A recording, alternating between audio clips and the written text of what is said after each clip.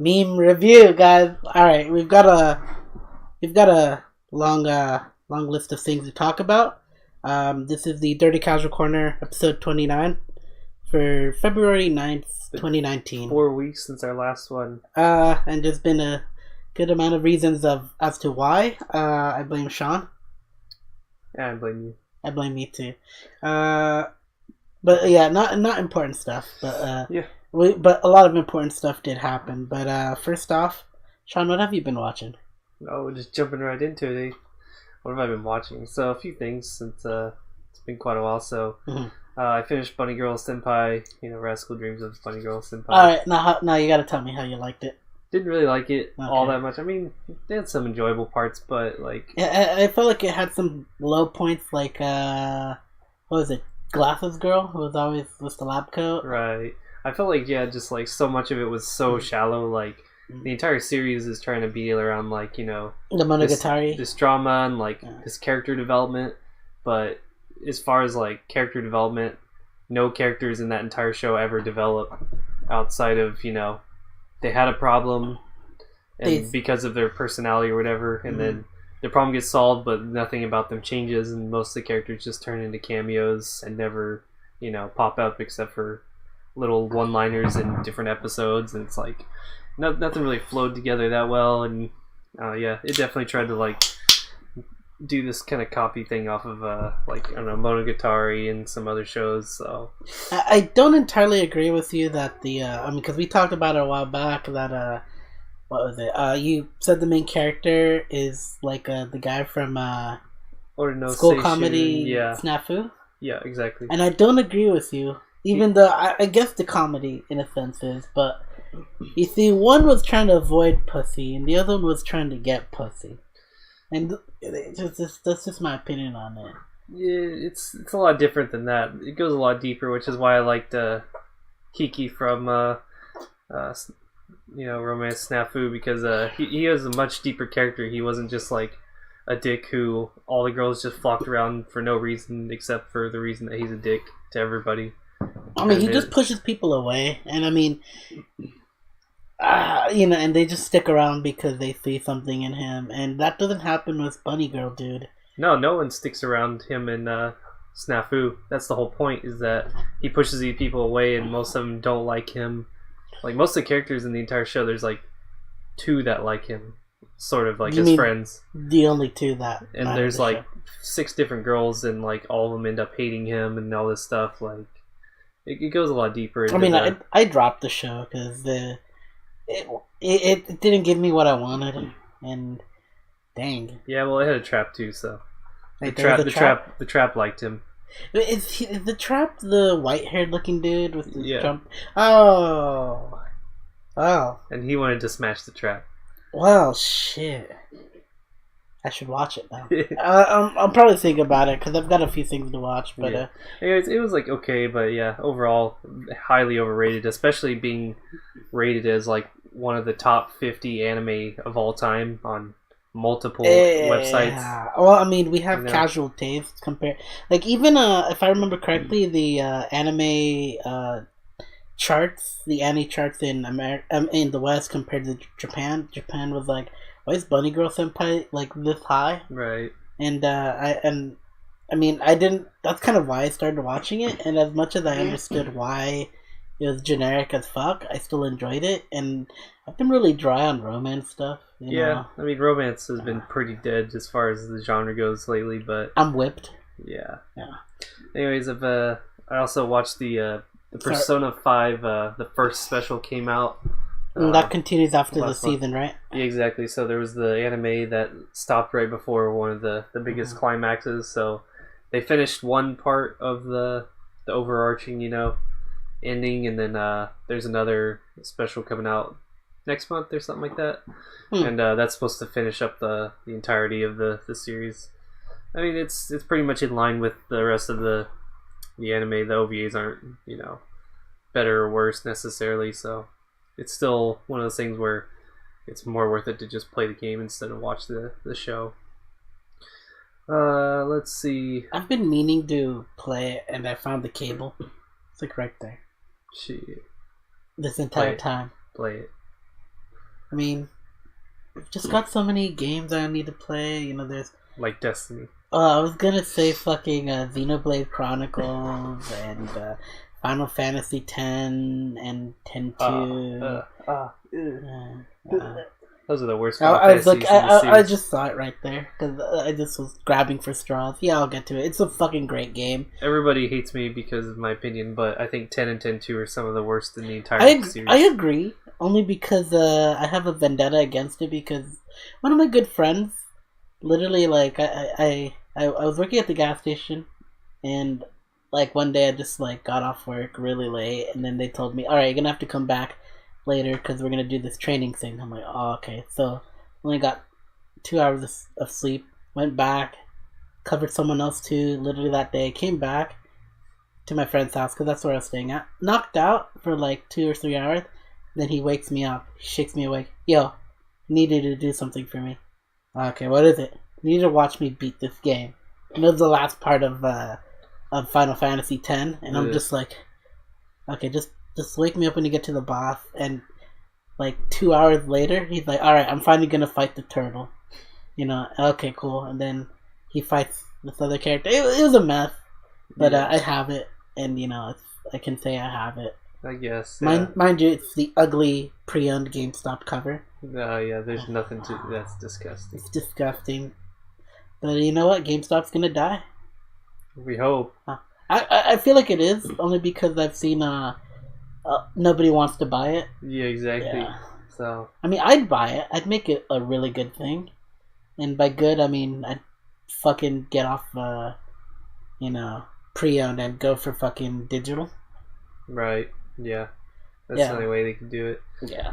But they won't. Well, that's because they did the same thing fucking Blockbusters thought, you know.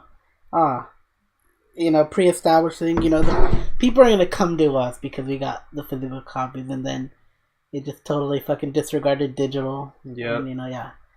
Alright, but yeah. So, Persona. And then watching Karakuri Circus. So, we're like almost at the halfway point now on Karakuri, and they just started a new arc, which is each of the arcs are like much different than the other, and it's hard to see where it's going with the whole overarching plot of the story, with them trying to kill the doll lady Francine, and who really she is, because there's like 4 different characters dating back to like hundreds of years ago that look exactly like her, including one of the main characters that looks exactly like her, but apparently it's not her. I think they're all voiced by the same girl too, so it gets really confusing. With, you know, and they live forever technically, and so I'm not really sure, you know, if they're trying to build up this thing where maybe some of the girls are actually the same ones from the past, or what, but it's some of it gets kind of lost in details. I got confused when you were explaining it to me there, so yeah, I'm just gonna hope they're the same people. Yeah, it's like I can't really tell if they're the same people or they're different ones, but you know, they're supposed to be immortal, so it's possible, but they're completely different people personality wise and everything, so it would yeah, I'm not sure how that goes, but it's interesting enough. It's got a few good action scenes. Actually, the action's probably the worst part of it. I think the story by itself kind of carries it, and then the action kind of blows it. But then we got Time I Was Reincarnated as a Slime. Still keeping up with that. We're up to episode 18 now. So they finished the previous arc with the Orc Lord, and now we've got Demon Lords kind of joining the mix here. We got Millie. Yeah. Wait, what was the thing for fucking category? We're talk show, right? Yeah. Okay, yeah, I had to fix that because we're not playing Tomb Raider. No. Talk show and podcast. And so save. Yeah, you got the lolly demon girl Millie, who's besties with Slime now. Slime, yeah. And, Rimuru, I think. Yeah, Rimuru. I never really try to bother remembering his name, even though they say it like 15 times every episode. Yeah, his is like the only name I actually know, just because there's so many fucking names of characters in there already. Yeah. That you lose them so fast. Like, if I remember correctly, you got Millie showing up, you've got a few of the other kingdoms getting interested in him. Shut the fuck up, Facebook. Anyways, I gotta mute that, not vibrate. They teamed up with the Dwarf Kingdom, and they're teaming up with the humans. And you're current now, right? Yeah, we're still current. Okay. New episodes are what, Monday? So we got the Cthulhu fucking shark summoning catastrophe on the move. Mm-hmm. Yeah, that's coming. I don't know what it's called again. It's just all I know. I forgot his name too. Yeah, it just summons sharks that fly in the sky and just fuck shit up. And yeah. Oh yeah, not any sharks, megalodon. So yeah, even more worse. Nice. So that's been pretty interesting. At least the last few episodes have been pretty slow. There really hasn't been jack shit going on. Like they take an entire episode to do one little event, but yeah, it's alright. I've been enjoying it. Yeah, I'm still enjoying it though. So still watching Boogie Pop Phantom. So this show, so it's going in like these big arcs. The first 3 episodes were their own arc, and now 4 through what I presume to be probably 8 is going to be this whole arc, because I think the next episode's going to finish up this big arc. Some of it's pretty confusing because, they're pretty much introducing like supernatural occurrences, aliens, fucking people with superpowers that seemingly come out of nowhere, but it's there's a lot of like moving parts going on in all these different places where it gets pretty confusing. Some of it's pretty interesting though. It is one of the older mystery novels out there, and I can see why it was popular. It definitely keeps you on edge, and there's a good amount of interesting stuff going on. I'm not playing with myself. I'm doing a commission. I swear. Of course, that's what they all say. I mean, well, it is the same shit. But Boogie Pop Phantom, it's interesting enough. To give it a shot, right? Definitely not for everyone, but if you like mystery shows, yeah, worth picking up, I guess. Watching Dororo. So I've seen clips on this on YouTube, so it's intriguing me enough to check it out. It's actually pretty good. So yeah, this one's about the feudal lord who basically sacrificed his son to 46 different demons, little parts of him, and the kid survived, and now he's basically killing these demons and getting his body parts back little by little, and kind of interesting that the dynamics. Well, first of all, so this is written a long time ago. This is written back in the 60s, I think, by the artist who made Astro Boy. Tezuka. Yeah, Tezuka's name. So, and I could tell just from the image on Twitter going around. It's pretty damn old, and so it's interesting to see, different storytelling methods that they use, so long ago. But they definitely made it, work in the modern sense. So anyways, getting back to the story, it's pretty interesting how, every time he kills a demon and is getting these parts back, he's getting some of his senses back, some of his organs, and it's like making him weaker as he becomes more complete, essentially, because he can feel pain now. He's hearing sound for the first time. Like he has one leg back, but the other is not back, and stuff like that. It's like it's pretty cool to see him, like Hyakimaru, the main character, adapt to these kind of new things as a weird kind of half fucking undead killer he is. He's a fucking stump, pretty much. And he's honestly, when somebody I think you told me he was a stump or something like that, and I just didn't believe that that badass that you mentioned is a stump. And then oh fuck, I was wrong. Yeah, it's been pretty good. I would say that's definitely worth checking out this season. It's one of my favorite shows this season. So, getting into my other 2 favorite shows that I've been watching. Shield Hero, Tate no Yusha. Always good. Very good. And I've still yet to read the manga where I'm at. But yeah, I ain't got much to say. Please go on. Yeah, it's really good. You've got Raccoon Girl, who Raptalia, best girl. Have to protect her. You have to, especially considering that's all he can do. He's got to protect her. Not to mention, she believes in him. Exactly. How did it go again? Believe in the me that believes in you. Exactly. Yeah, there you go. Some girl in the gun shit. Yeah. It's really good, you know.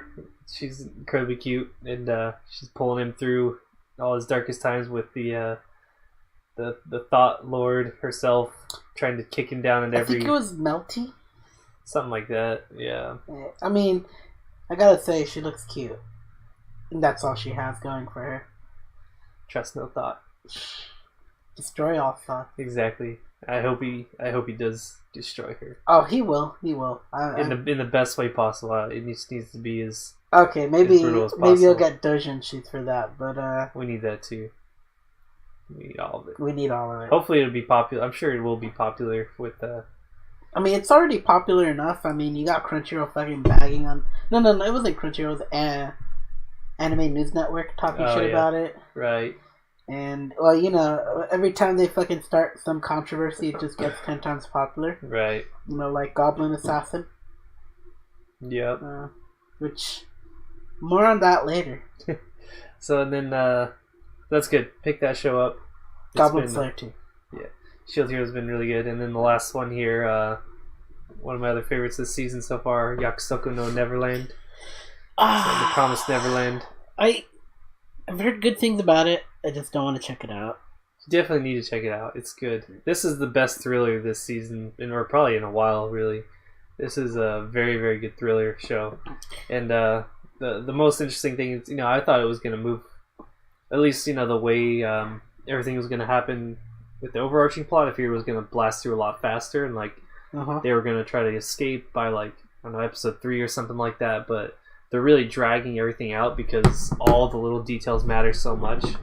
Like, you have this girl who's, you know, a spy, but she's sort of on the good side. You've got this other guy who is a spy, but you don't know if he's actually trying to help them or if he's a real spy. You got these fucker little kids playing fucking 4D chess with each other, trying to, you know, give off only a little bit of information, set traps for each other to figure out who knows what. Like, it's pretty intense with how they're building up this entire sequence with you know, trying to escape, take the rest of the kids with them. How do we, you know, make sure this fucking psychopath alien creatures don't kill us beforehand? I mean, I know it involves them being groomed, essentially, to be sold off, kind of, in a sense. Yeah, to be food, essentially. So I don't know, man. It's done really well, but that's just kind of the overarching. But really, the more interesting thing is, like, the dynamics between the characters and who's, you know, trying to figure out who you think is really, you know, on whose side, and you know, because there's a lot of subtleties with people's expressions and, like, who they're talking to and all this stuff. And it's one of those. Well, it's one of those shows you have to really engage with. Exactly, it's like.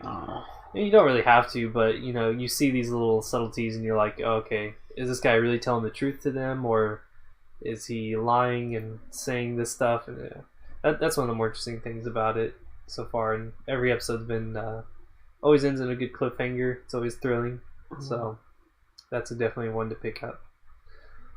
And yourself, what have you been watching this past month? Well, I'd like to start off with something I've watched that isn't anime related, you know, as is tradition. Usually it never matters in order, but I'm going to try to keep it at least everything that's not anime first, so I can just talk about everything else. But I've been reading Dread. I mean, reading. I've watched 2 movies of Judge Dredd, you know, the original 90s Stallone one, and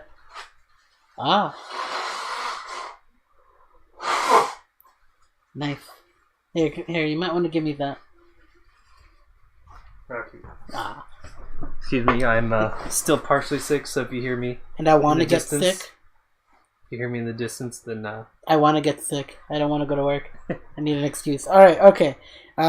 So I've been watching Judge Dredd, Old Stallone, which was very...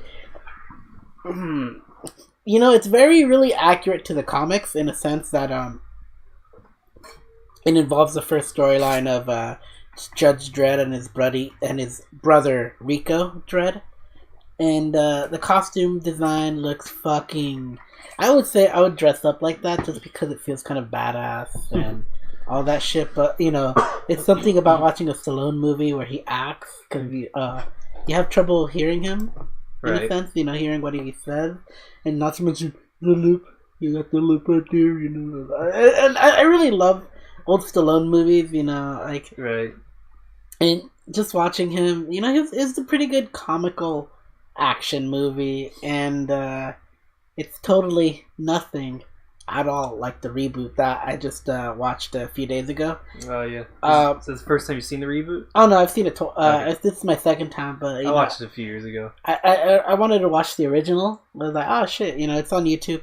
I'm gonna rent it, and then I'm gonna watch the reboot. And I did not regret it because I really liked the reboot a lot more. Like aesthetic wise, if I had to say which was more closer to the comics, it'd be the original Stallone one. Right. But the reboot one, like that's more grim dark. Yeah. It's grim dark. Like it's like because if you don't know the setting of Dredd, it's, you know, and Judge Dredd, it's basically, you know, there was an apocalyptic event where, you know, they built these cities called mega cities, and you've got 3 of them, even though in the reboot they don't talk about the other 2. And it's all high tech. So it's basically a giant city from Boston to DC. It's pretty massive. And this post-apocalyptic event, nuclear war thing happened, and the only things that survived were in these cities. So it's kind of like a Attack on Titan-esque, where you're inside the city, there's a wall, and everything else is dead. No one knows what's out there. And because all these people are living in Mega City 1, there's just a lot of overcrowding problems, and it gets people unhappy that they just do fucking sick-ass shit. Like, they fucking start gang wars called block wars. So it's literally just an entire huge section of the city that they just close off, and they just send judges to fucking mow everything down. And zero tolerance for anything. Like if you're just a homeless dude just loitering around, and this is what happens when in the start of the Dredd movie, somewhere where it starts off, he walks in, you know, they're going to peach trees where they're going to investigate 3 homicides, and they see this homeless. He's like, you. And he goes and looks at his part. Okay, what is this code thing? He's like, oh, this is like 2 years in the isolation cubes. Okay. Don't be here when you get back. And he's like, okay, cool. He fucking dies though, but I mean, I love the series. It's fucking gritty. It's dark. It's like, I would say this. It's sword art in the sense that you're climbing the tower, you know, you get into a fucking floor or whatever to beat the boss.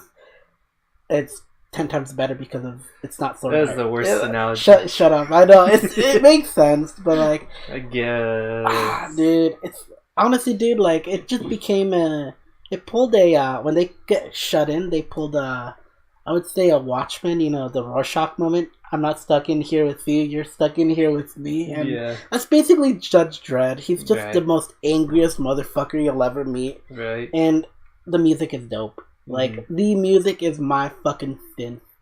Like, the fucking synth on that shit is so fucking great. It's comparable to Doom. And, yeah, that's what I've been watching for the non-anime. Next thing is, Slime. You know, I've made my peace with it. It's fucking great, but it's not amazing. You know, it's an isekai. Yep. It's one of the better isekais. Sword Art 3 needs more rape.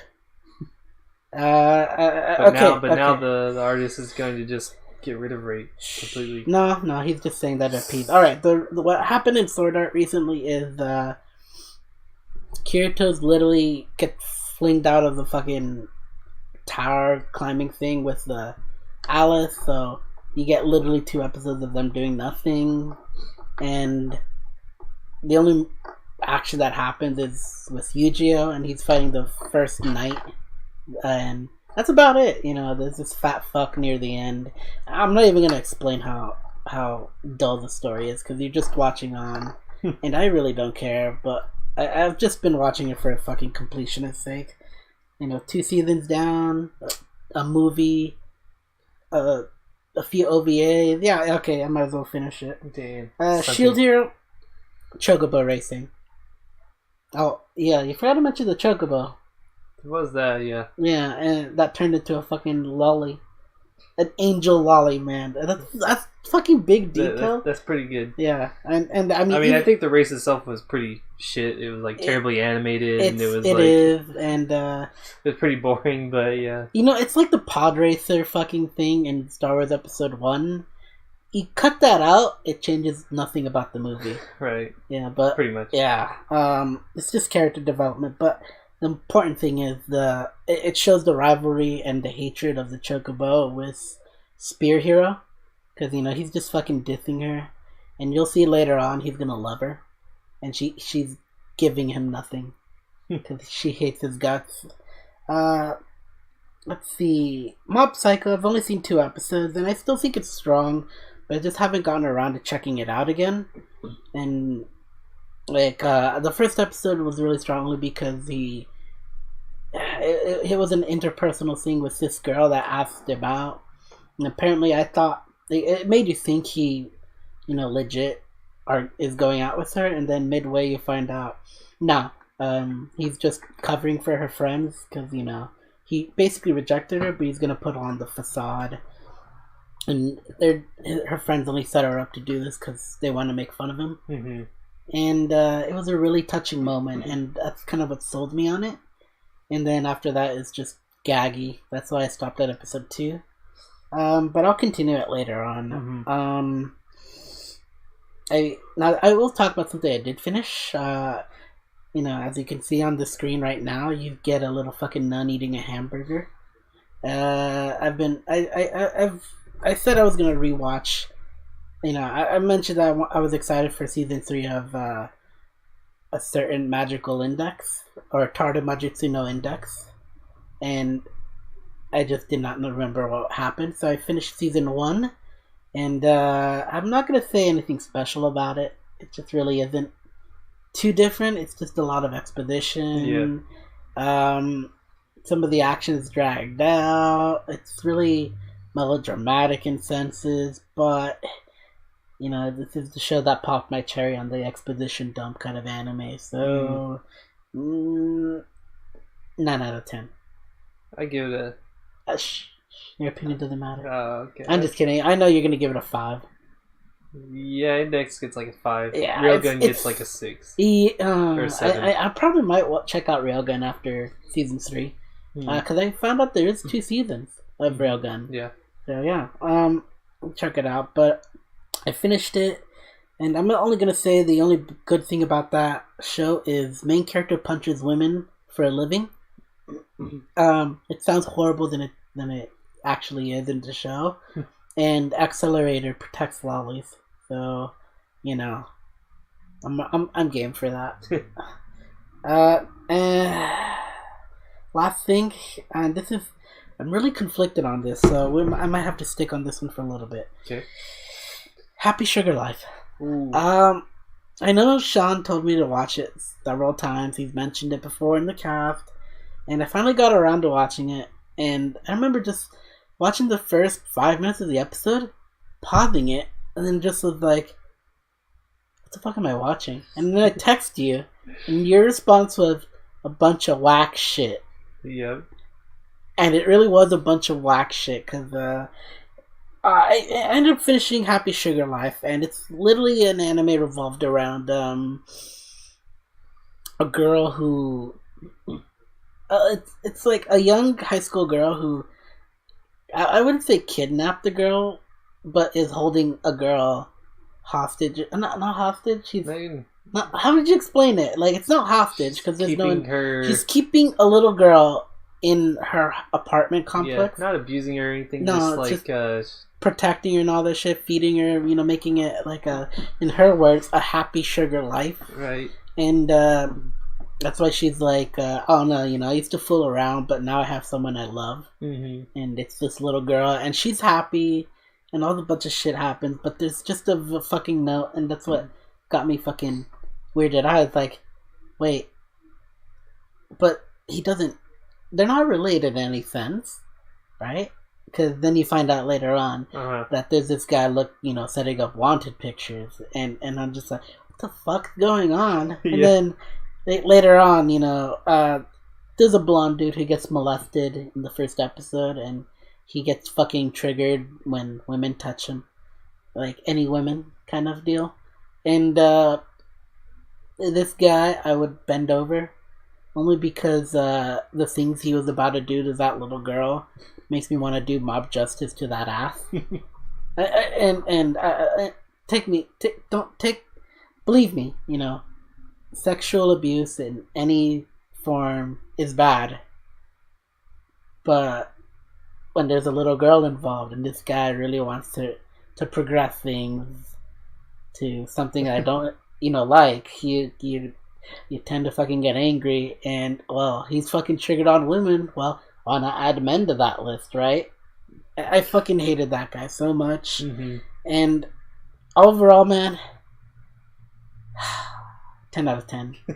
Only because, like, so much shit happened. There was a lot of shit that just escalated to levels beyond what... It could have gone darker, and apparently you only got snippets of the little girl and her brother's parents. Right. One of them's literally a fucking abusive, fucking alcoholic, rapey dad, and the mom fucking is scummy and just, like, fucking snaps and fucking abandons her daughter. Yeah. It's so much shit happens, but, like, Jesus fucking Christ, dude. Like, this show fucking takes you somewhere in places you never thought you'd want to go. Yeah. And, yeah, honestly, I would recommend it. Thank you, Sean, for ruining my life. Perfect. Glad I could help. Yeah, and, that ends my watching segment. Alright. Yeah, I will say, I do have something I want to say. Okay. It is my friend's birthday today, and I just want to give a shout out to my friend Raul Aguirre. Congratulations, man. I got a present coming for you, but it's a pre-order, so it's going to take a while. Don't worry about it. I'll keep it secret. Find them, keep your secrets. Okay, so we got gaming. I'll start this one. Alright. So I've been playing a game with a very interesting protagonist, kicks ass, does bows and arrows, shoots a lot. Sean, do you know? Tomb Raider? Dang it, I thought you were going to say Destiny. I mean, there's only like 2 characters that even have names in Destiny. I mean, well, and one there's a dead. bow. I mean, there's still bows in fucking... They added bows in Destiny, man. Alright, but you wouldn't know that, so... I was thinking of some other meme answer with, a bow character, but I decided to... I mean, there's Legolas from fucking Lord of the Rings, Attack on Middle-earth. I was thinking of something stupid like that, but... Attack on Middle-earth? That's the tabletop... Oh, no, that's the strategy game. So, I've been playing Rise of the Tomb Raider. Essentially... the second game of the Tomb Raider franchise, and got this on Xbox, kind of relatively cheap. I'd say almost half off. Mm-hmm. And I was just like, I've been meaning to get around to it, and I tried streaming it before I realized my audio quality was bad. So I'll literally start the game over. I don't care. Like I haven't progressed far enough to really make it make it too impactful. Right. But I've been enjoying the game so far. There's a lot of upgrade things I want to do. Like, oh man, I want to be the best bow assassin ever. Just like, I want to murder everything. And just, there's a lot of collectibles to do, puzzles to do, and I haven't found a single fucking puzzle. So, I'll get to that. Next game, there's Destiny 2. There's been a lot of goodies to do. I caught up doing the weapons, so I've just been relaxed from it, but I have been playing Destiny 1. It's a downgrade in terms of UI, but I would say the core mechanics of the gun upgrading and the armor upgrading is a little bit fucking great. Like, I would have fun. Like, it gives you an incentive to work for something, whereas Destiny 1, not too much. Yeah. But, I would say the gameplay for that one is better in Destiny 2. Destiny 1 just has better RPG elements. Right. And the worst UI I have ever seen. Because once you do like a main mission, like a main adventure mission, you go back to the space. Instead of fucking, mission's over, you could go still be on the planet. It just boots you out of the planet. and it's loading times for days. But I've had enough fun playing it. I'm just trying to find people to do Crota's End, or do it by myself by getting good gear. But I'll figure that shit out. And last game I've been playing, Sean, I'll give that to you. As you're late? I'll give that to you. We'll talk about it together. Okay. Just save it last. All right. So, by the way, we haven't been drinking alcohol, but we do have water. Would you like to talk about your water? I had some Kopu pure sparkling water from New Zealand. It's New too expensive, Zealand. and does it taste good? It tastes like water. Oh, okay. Yeah, it's $5 for a fucking bottle, isn't it? Right? But it's from New Zealand, so that's where Path of Exile is developed. So isn't there a fucking oh yeah, Fiji water? There we go. It's the same shit as Fiji water. Right. I mean, whatever. I mean, I got Perrier. Yeah. Perrier lemon, only because, we had to clink. We need to clink. We haven't clinked. Oh yeah, we didn't. You gotta do that. It's still not satisfying. I've got like a soft aluminum can here. Audio quality and that would be terrible. Fine, right. We'll do it as is, okay? Right, but I've been enjoying Azure Lane, but I'm gonna pass the torch to Sean. So I've been playing. First off, been smashing with the bros. Smashing my bros. I've not touched that game, and I need to. I pretty much just play with our friend, the unicorn Santiago. I don't really play by myself right now. I just play with him, practice with him, his brother, and. Well, I have no one to really play with. So, yeah. Because you ditch us all the time, man. I don't know what to say. Well, it's either Smash or Destiny, and I've already invested so much in Destiny, so might as well. You don't want to Smash? All right, it's cool. I mean, there's no condom involved. Exactly. We're just going in raw. Dang. So all right, but yeah, we're never gonna get that Nintendo sponsorship anymore. Going to a tournament tomorrow, in the nearby college. Which I will say, what is it called again? The Gaucho fucking thing? Yeah.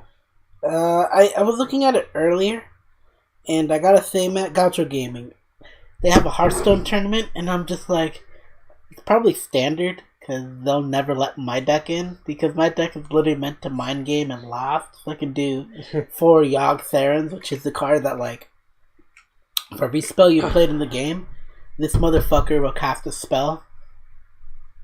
A random spell, mind you. Right. And it's just RNG for days, and I just love doing that. This is like, alright, man. Bam.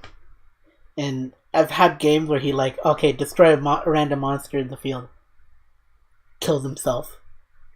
And then I've had games where he just fucking makes my monsters just he builds a fucking wall. He'll give my monsters 20 HP. Right. And 15 fucking attack, and this is over 5 spells basically. And then he'll give them all taunt, so it's just literally a fucking wall. And just hey, I have a fucking great wall. You can't beat me, Make America great again.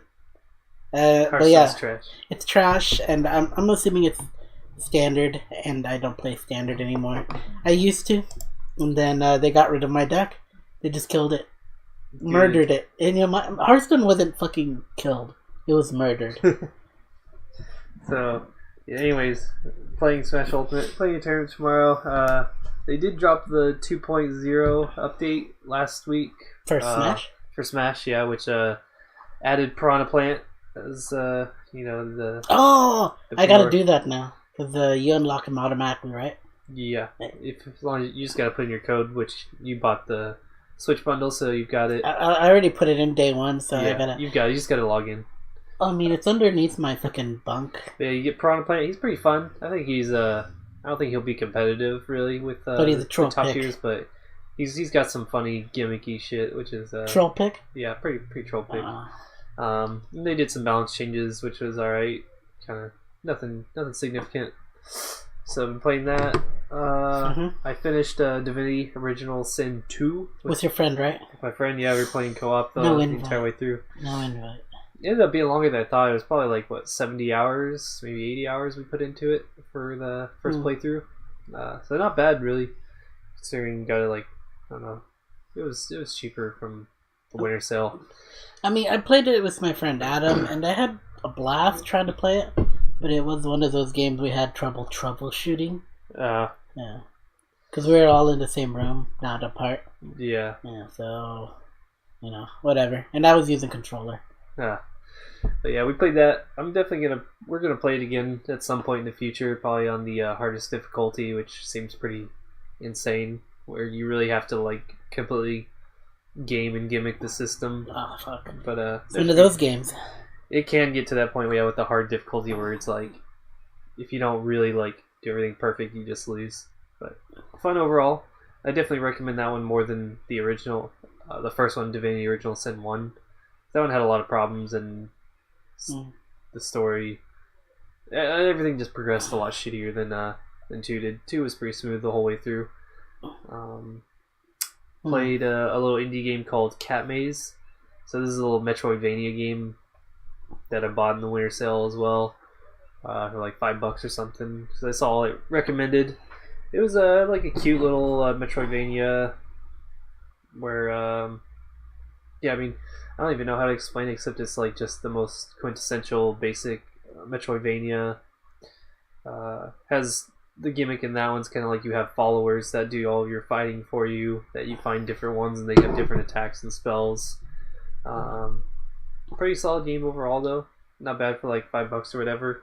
It wouldn't be like on my top 5 Metroidvanias, but if you're already invested in the genre and you're looking for like just a easy, kind of quick, fun one to play, that was not too bad. For $5, probably not bad. Yeah, for sure. So I've been playing something called Path of Diablo, which is a mod for Diablo 2, which does a few things. It does adds a few skills, has a few slight balance tweaks, a few new items and stuff like that in a larger in-game system for Diablo 2. It doesn't shake up the entire game like Median XL does, where it's basically an entirely different game. But this one stays pretty much true to the vanilla Diablo 2 experience, with just a few quality of life changes and stuff like that, just to make it a little bit nicer. So I've been playing that. It's been pretty good. Got into Hell difficulty, just kind of grinding through that. It's always tough when you're playing elemental build because half the shit in the game, well, once you get to Hell, everything has an immunity to some element, so you really have to pick and choose your fights wisely, or get shit on, which you always do. I mean, I thought Hell would be all fire resistance, Well, I mean, it's Hell difficulty, and you go to Hell, but you've got other biomes. You start in a forest encampment, then you go to a desert, then jungle. So I mean, there's a lot of different things, and the enemies, the minions of Hell are all very unique, very diverse. And diverse. Yeah, they are diverse. Yeah, the SJWs would be proud. So well, we can send them to we should send them to Hell. They would love it there. And last but not least, been playing the ongoing game here, Destiny 2. Oh yeah, how'd you know? I picked it up. I don't know which game again. Azure Lane. Yeah. All right. So we've been doing the what was the event called again? The Lunar New Year. Yeah. / the circling Graf Spee. Graf Spee event. So there's a few number of girls that came out. The best one that I would say is Yatsen. Yeah. And Graf Spee. Which is the German. Oh, I mean Ironblood. My bad. The Ironblood ship, and then Yatsen is the. It's based off of the ship, the Sun Yat-sen. Sun Yat-sen, which is a Chinese ship, right? Yeah. And it's not really Sakura Empire. No, it's not Sakura. Sakura is Japan. It's I forget what their fleets are called. They do it differently in China. Yeah. There's actually a few girls. Yat-sen's probably the best, and then they're Chang something. Yeah, Chang Chun or whatever her name is pretty good, and On Shun I think is also good. The rest are mediocre. Yeah. But I mean, there's been a good number of goodies coming out. Like there's a Monopoly game that they have, and I would love to fucking have a lot of dice for that game, but it gives you too much rewards. Yeah, I mean, it's not amazing, but I just like it because the animation of the chibi girl is cute. Yeah, it's cute as fuck. And I mean, dude, you get fucking blueprint parts. Yeah, you can get actually some good stuff. And I've been trying to get those. Like, it's like, oh, sweet, I need them. And then, you know, you just land on oil, and that's the worst one you can get. 10 oil, which is fucking nothing. Garbage. It's nothing. Like, you can't even fucking do... Like, okay, that's enough for, like, one of those, like, 10 oil commissions. That are, like, 8 hours. Right. But it's not, you know, yeah. Yeah. Not amazing. But, I've been leveling up my girls. I've gotten a few new girls. That's about it. Yeah, unless I'm missing something else, I'm not sure. I've been leveling girls too. I'm getting close to having, I think, like 100 level 100 girls. So. Jeez, I can't fucking have that dedication. I mean, I'm still having trouble doing 9-3. Yeah. I haven't even started 9-3. That's how hard I've had it. I pumped your girls up just earlier, so give them a try later. See how it goes. I mean, I don't think you changed their formation or anything, right? I swapped the 3 ships around. Okay. And then just completely, you know, redid all their gear. And you gutted leveled up a few pieces of gear. You gutted my fucking Z team. My dream team. The Z team is apart right now. Yeah. But, you know, they'll be back once they level them up. Yeah. And but I would honestly just run Ninghai, Pinghai, and Yatsen. Ooh, they're S tier together. They are so good. I'm trying. When he told me to level up Yatsen, I immediately put her into the dorm. Yeah. And I've just been trying to fucking level her up. It's a tough time leveling up. Yeah. But once you have all 3 of them together, they're actually insanely strong. Like they'll take you through chapter 10. Ah, shit. They're good. I mean, and there's a Pinkai Ninkai retrofit. Yeah, which happened, which makes them really, really good. Yeah, I did it all, and it was not cheap. You know, did you do it? Yeah, I haven't done it yet. What did it cost you? Everything. Yeah, everything. Oh my god, it costed me everything. Like they're the reason I'm fucking gold poor. Yeah, retrofits are not cheap. Yeah, and then you're telling me San Diego's is the worst one. She's number 1 though. She's number 1, but how many fucking gold parts do you need for her? I think you need about 20 gold parts. You need 3 copies of her. You need at least, I think, 60,000 gold. Yeah, it's brutal. My head wants to explode. Like, I can only get 6 fucking daily the fucking like hard modes, and it's not easy. I'm grinding them every day. I just ran out of all my cruiser parts, and I still have to do both Chinese girls. Aren't they destroyer? Ninghai and Pinghai. I mean, no, they're destroyer. I mean, destroyer parts. No, yeah, you're right. They're cruisers. Destroyer their 1 gun.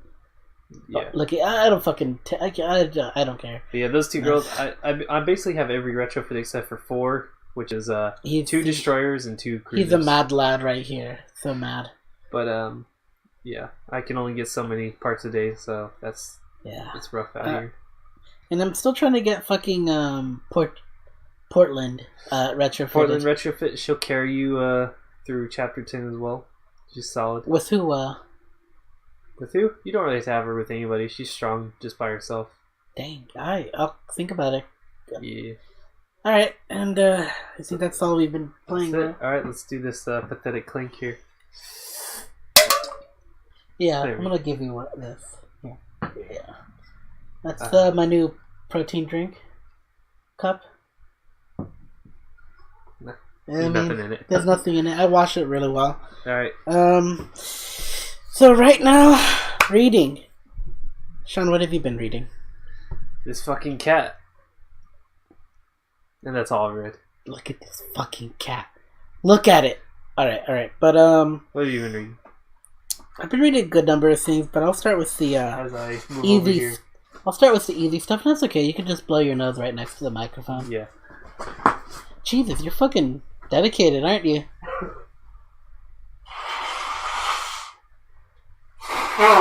Hold up. I'll do you a solid. Let me interrupt you. No, don't worry. I'll do you a solid. I'll start with the trash bin here. Alright. You know. Oh, Jesus. Did anything fall over? Just a couple cum rags. I mean, who uses cum rags? I use tissues.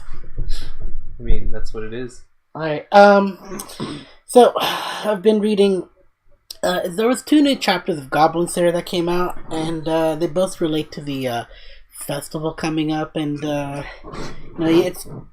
mentioned last time when I mentioned Goblin Slayer that, the, reception girl, the guildmaid girl, ended up, asking him out on, I would say, a date that afternoon for the festival. Right.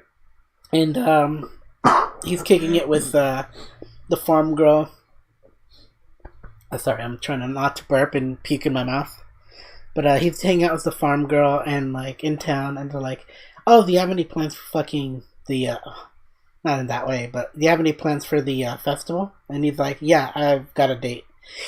And she's freaking out, like she's like, "Oh my god, I wanted to take you on." And he's like, "I'm not doing anything in the morning," and so he has a double date technically that day. Damn. So he's gonna hang out with the breast girl, in my opinion, in the morning, and then like around the afternoon, he's gonna go kick it with the guild girl. And I mean, I like the guild girl, but I would have probably preferred. Maybe the elf. I do like the elf because she really wants his dick. Let's face it. She doesn't just want to adventure with him. There's no wrong choices in Goblin Slayer. The problem is he probably is too oblivious about it. Exactly. And they're all solid choices though. I don't think if you pick one, you didn't go wrong. Farm girl.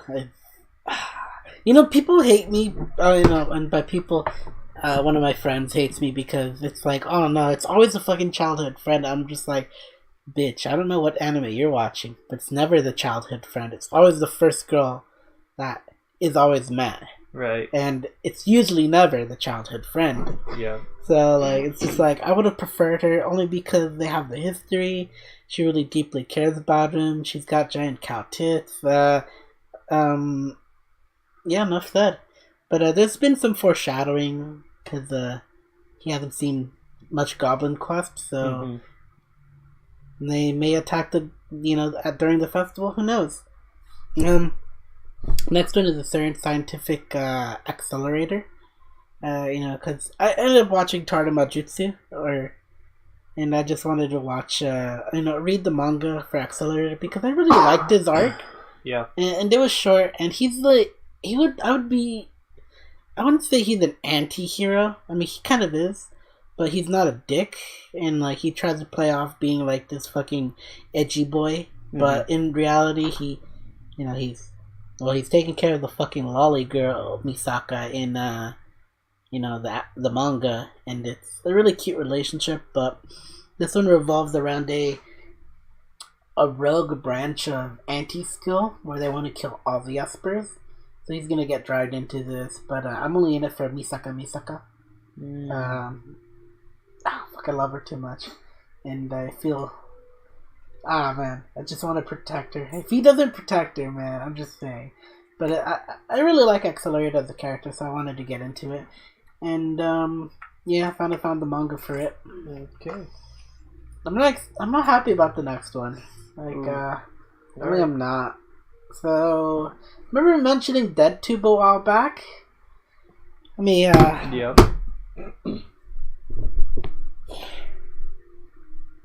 So, DeadTube is basically the SparkNotes is, it's a snuff, I wouldn't say a snuff website that's like YouTube, where you do fucking edgy stuff and you get views.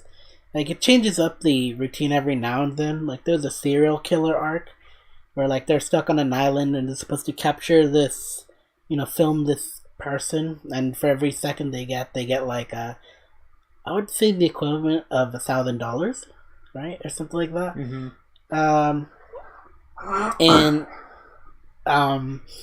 It turns out that it turns into a slasher kind of scenario, and that was really an interesting arc because it wasn't like, oh, you're going off of views. You're trying to fucking capture this dude. like on camera, and if you live, you get your money.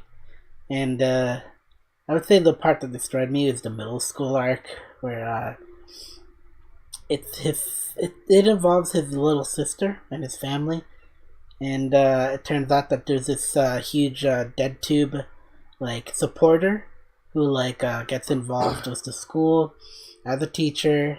He convinces them to do a school project where they have to do fucking videos and all that shit, and they're uploading them on DTube, and then he tells them, yeah, if you're not serious enough, one of you is gonna seriously get dead. And then they step it up, and well, it becomes Hunger Games. No, not Hunger Games. It becomes what's that fucking movie that was based off of Hunger Games in a sense? Which one? The Japanese one where they're on an island.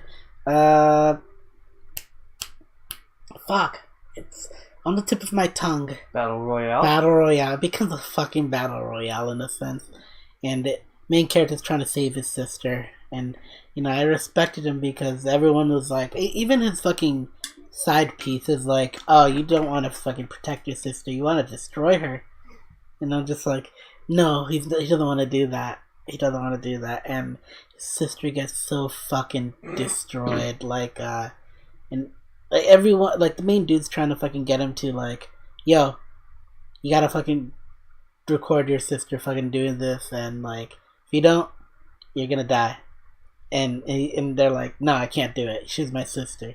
He just fucking breaks down crying, and they're like, yeah, he's not gonna do it. Just kill her. And they just slit her throat. She's dying, and she's just sad, but she didn't break.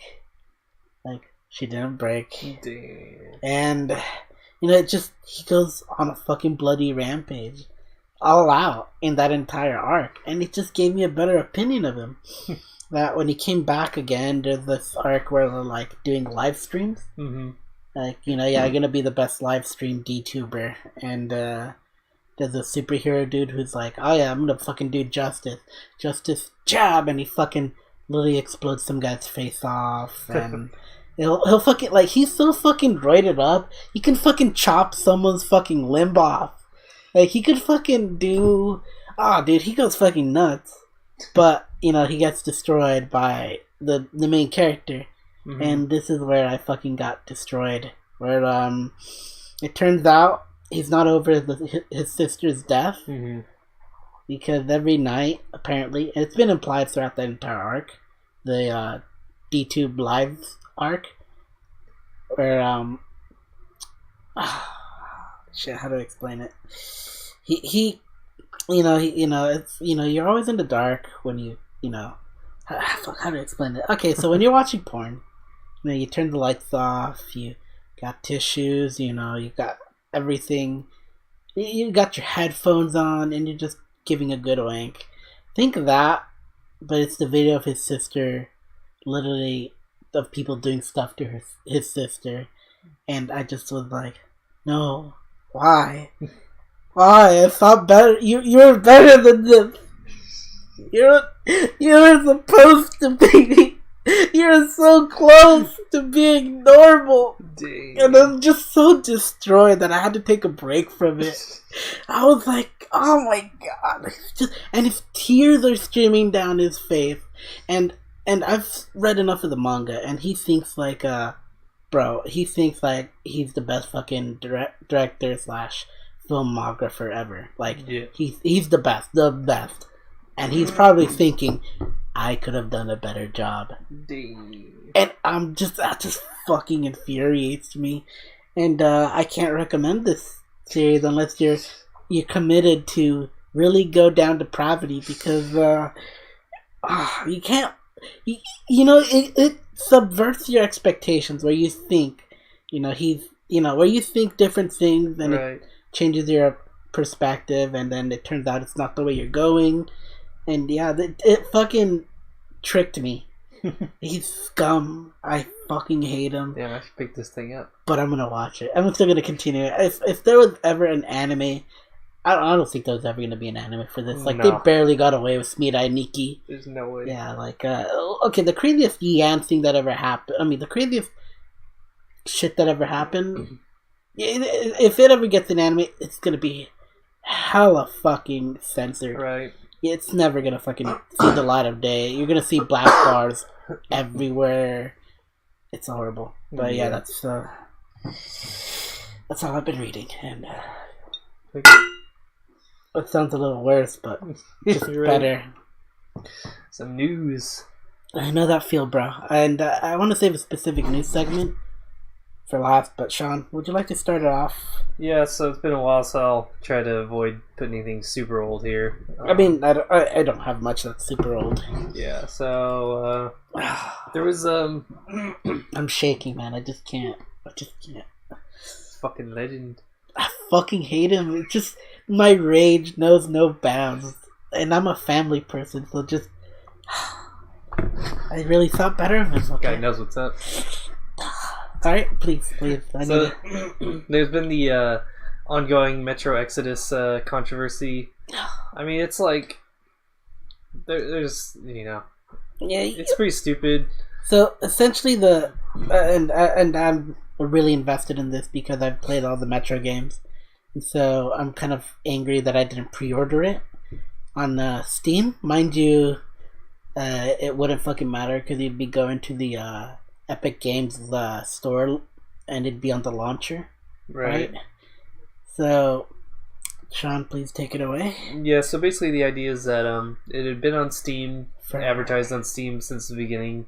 All the other games are on Steam. For like almost a year, right? Yeah, a long time it's been on there for pre-orders and everything. And then suddenly there is a decision made by the publishers to have it pulled from the Steam store and be an Epic Games Store exclusive.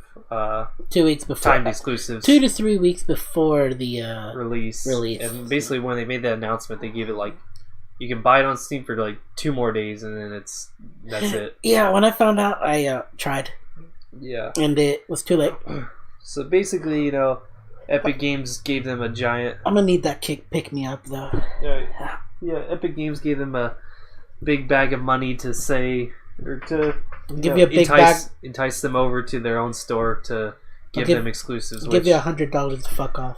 Yeah, but basically, it's the wrong way to do it. That's not the way to build your brand on your store. Like it probably would have been justified if it was 2 months, or at the minimum a month before. Or what about just not being exclusive? What about just if they wanted to do an exclusive, they could have probably done a. Maybe a 2 to 3 month thing. Yeah, it's not a fucking year. Yeah, basically, it will be on Steam after a year, which pisses me off because I really like the game, and okay. I'm gonna mention some pros and cons to the Epic Games Store. The pro is it's cheaper in a sense because they cut the cost of some games are cheaper. This one in particular is cheaper. Yeah.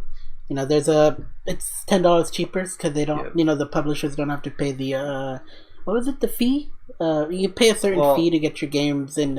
Steam takes 30% of a cut of whatever they sell it for, and Epic Games takes I think 12%. Yeah, so it's significantly cheaper, and so for them they're like, okay, we're gonna knock down the price, and it doesn't affect them at all overall. Right. So.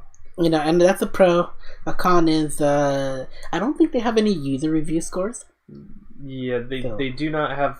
Well, they have currently they have no review system. Period. They're going to have an opt-in system where, if a developer chooses to have reviews on their game, they can, but they don't have to. Now, the reason I find this very difficult, which is why I'm not going to get the game, I'm literally going to wait a year to get the game, is that I like to know if games are shit or not before I buy my money. Spend my money on it, and. Usually if it is shit, I still make that decision to want to buy the game. And, I'd like to have those options. And, right. Given that there's no option to know what people say, besides, going elsewhere like YouTube, IGN, or fucking Steam. But then on those places, you're still getting, like, very, very individualized, opinions or specifics about things. The nice thing about the Steam review store is that it's users. You can see a massive amount of reviews in a very small area, and so that can actually tell you like big red flags if like someone's saying I've seen this like time and time again. There's been a game that I was going to buy. I can't remember what it was because it was a long time ago, but I checked the reviews and literally there was just like non-stop negatives saying the servers on this game are shut down. You literally cannot play it even though they're still selling it on Steam. Like, you cannot play this game, like, period. Like, I was like, oh shit, like, if I had bought this game, I literally wouldn't be able to play it, like, period. Like, that kind of shit, you know, or this game does not work on this settings, this game does not work on Windows 10, this game does not do this. Like, you can see big common red flags immediately to know glaring problems or, you know. And not to mention, like, I mean, you know, you get review bombs every now and then, but you could tell, you know, you could disregard these by just looking at how long these people have played the game, and it shows you, you know. Yeah, they literally tell you exactly when reviews are posted, and if there's like a massive amount of reviews posted in one time period, they literally tell you right on the front page, this has received a significant amount of, you know, negative reviews recently, you know, see maybe why, or, you know, look at reviews before this time or stuff like that. Like, you can, like, Steam, like, breaks it down pretty fairly to avoid that kind of, you know, stuff. Yeah, and I mean, like, the reason I don't like Epic Games Store is because you know, honestly, publishers get so much shit for, like, making bad games that it's just, to me, they don't want to deal with it. Right. And, like, I really care about the fucking Metro games. And mind you, this backlash did not go unnoticed. There was the developer who fucking talked shit and was like, if you keep it up, we're not going to make the next game on PC. Yeah, the one developer did that on like a Russian forum. He shit talked, and then the developer had to come out and say, the publisher came out. They had to come out and say, no, like, he does not speak for this. Like, it's always going to be on PC. Like, all this stuff, like apologizing and everything. So yeah, honestly, I'm sad only because it's not coming out on Steam. I mean, PC, it's coming out on PC, but I don't trust. Honestly, dude, I'd rather fucking have it on Steam. I have a Steam library. Yeah. I don't want to fucking go and like I'm already have it on another launcher. Like, that's why I don't like Bethesda. I haven't played. I have fucking Skyrim on my Steam library, but if I want to play Fallout 4, I'd have to get it on the Bethesda launcher, and I'm not game for that. Yeah, I run no extra launchers. Like, I don't even play any Blizzard games except for basically Diablo 2, which is standalone. I have Fortnite, and then I have I haven't played Overwatch, so I haven't touched it, but I still update it.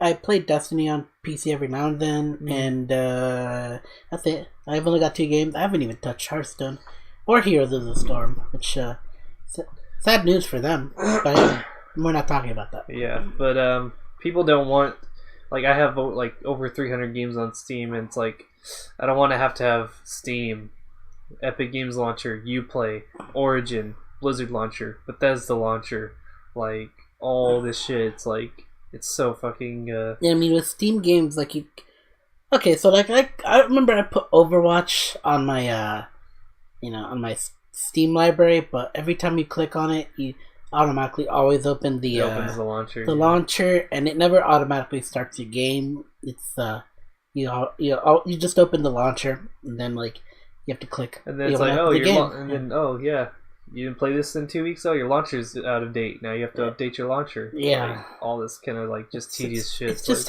it's the hassle, but that's just Now I do hope Steam does something as far as like maybe do some kind of addressing. Maybe like even if they lower their fee a little bit, just to help help ease the pain, the drop for publishers and developers a little bit. Maybe even like 5%.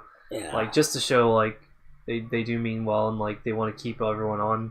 I mean, their store. Like, the reason we stay on it is because it's basically convenience, yeah, and ease of use. And I do feel for some of the developers. I mean, 30% is a significant amount, but you are getting the biggest install base out of any PC platform, by far. I mean, I'm sure.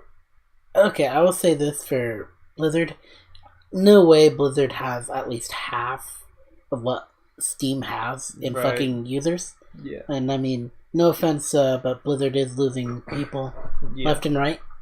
And, everyone's dropping the games, even their dogs. your grandma. They're dropping the games. Right. But yeah, I love Steam. It's so convenient. Like, I can even add fucking... I was about to say doujinshi. I can even add fucking eroge. Adult games on there. Just like, easy. It's already on there. And people will literally see I'm playing these games, which is why I have to go offline. But I'm not ashamed. Cause I will fucking play fucking... Why don't you stay online, coward? I don't fucking turn my computer on often. Coward. Alright, fine. Next game, I will play on Twitch. Fucking Boob Wars. There we go. Wait. Give me another fucking Sayonara. There we go. I will play Sayonara on Twitch. I can't play my games on Twitch. They're a little too far beyond. Yeah, you gotta send me a few. I mean, if anything, you're gonna have to help me after this. I'm still organizing stuff. I've actually spent, since I got sick last week and I didn't even go to work on Saturday, and then I just went on a big bender of organizing stuff on my computer. I organized about 3,500 doujinshi over this past week. I'm not even. Give me. That's only half of them. Man. I don't fucking care. Give me it. I still have to rename about 2,000 of them, and then sort. I'm gonna have a folder of 8,000 doujinshi to actually put into categories after that. Can you give me the final product? Like, legit? I'm working on it, man. It's you so make me proud. Like, and you get from what you tell me, you get more than what you can organize. So like, exactly, it's like, because I've been lazy, and it's like, oh, this week I downloaded another 50 doujinshi. Well, that's just going in the pile, like, and then all of a sudden, oh, this folder has 2,000 doujinshi in it. Just not to mention you organize them by what's what tag it is, exactly. Or what if it's tag, translated, and even if it's translated, I've seen you fucking put in the translated stuff. No, this artist, NTR. Yeah, I'm working on getting it very, very organized. Where I'm gonna have like, if I have like category like MILF, I'm gonna have a top artist folder inside there. I'm gonna have like, this category, a top artist folder in there, and then I'm gonna have extra miscellaneous stuff. Not to mention you're doing hyperlinks, right? No, these are all downloaded. No, I mean, well, not hyperlinks. You're doing like shortcut links. I won't do that right now. No, that's too much extra work. It's already taking so long just to rename them and. If only we can If only we could start a way to fucking organize your doujinshi in a way that. We're just brainstorming ideas here, but what if we actually made such a service? Yeah. No, anyways. But the big thing is, like, we'll go to jail. It keeps happening that I've downloaded multiple copies of the same doujinshi, like, many times. Yeah. And they're in, like, 6 different spots, so after I rename them and everything, and I try to copy them to my main folder, I've got 20 that were already in there. And then what I do is I cross-check them to make sure, okay, is one of these scans higher quality? Is one of these, a better translation? Like, is one of these decensored? Like, I have to, like, double-check everything just to keep the highest quality version of it. Like, my hero. I salute you. It's a lot of work. I salute you, man. I caught up on, like, 3,000 this week, so I'm getting closer. But anyways, back to the news. Back to the news. I guess that's a little bit of news, so. Yeah. And this is all just on Metro Exodus. Jesus. Alright, but what else is on your news? So, not much else. One thing I wanted to mention, just because this is relevant to me and basically nobody else in the world. Atelier Lulua is coming out. Is that the Alchemist one? Yeah, it's Alchemist series. I've been meaning to fucking get that game on Switch. So, which one? All of them. If anything, I would probably get it on PC or... I would get the Arlen Trio Saga, which is... Okay, so I'll break it down really quickly. So the Atelier games... I don't know which one's first. Exactly, that's what I'm going to break down real quick. So there's been, I think, 9 games that have come out since PS3 era. Oh, Jesus. Actually, maybe 10 now. Oh. The first 3 games... Actually, the first 4 games that came out on PS3 are the best ones in my opinion. Which is Verona, Totori, Meruru, and Aisha. Those are the best ones. There are a few good ones in the PS4 era, but they're definitely not as good as those ones. But there is like a re-release of all those. They're basically in the so what happens is certain games are in different areas of the world, and Arland is the world where those 4 games are located or done by. Or no, the first 3 games are. The 4th one's not. But anyways, the Arland games, they were all done in like a big series where you can buy all 3 in a pack. I think that was released for PS4 and commission, probably PC. Guys, sorry. So pick up those games with Merudu, Totori, and Rorona. I'll consult you again in the future because it's kind of a lot to take in right now. If you don't know them, then it's hard. I think I've played about 7 out of the 9 or 10 that are out so far in this franchise. I mean, if you're talking about the entire franchise, I think there's 22 games. Jesus fucking Christ! Because they started in the PS1 era. I haven't played the old ones. I've heard some of them are pretty good, like Mana Atelier Mana something. But anyways, so is it? I thought it was a Yuri bait game. It is, but there's more to it. Okay. It's got a lot. It's incredibly cute. It's incredibly comfy. There's lots of Yuri bait. It's got a good JRPG, just basic JRPG, fighting and everything. The crafting is amazing, and like you can go from like just doing basic shit to going like tracking down very specific ingredients to make like godlike equipment and weapons and items. Like it gets pretty sick. In every single game, they change up the crafting just slightly to make it like completely fresh, which makes it a lot of fun. I mean, the only game I've ever played that is kind of like that, and mind you, it's probably not in any of the quality that you probably think of it as. Racketeer. Oh yeah, I play Racketeer. I love that game so much, and I've spent a lot trying to fucking get to that game, and I have yet to beat it, but I've come close. I met the Demon Lord. He's a chill fuck. But dude, I kid you not, I could spend hours just working my shop trying to get the best deal. I hate the little girl. I fucking hate you. You ruined my combos. I can't sell. You just gotta take the hit and sell it for like 5% profit, man. Or negative.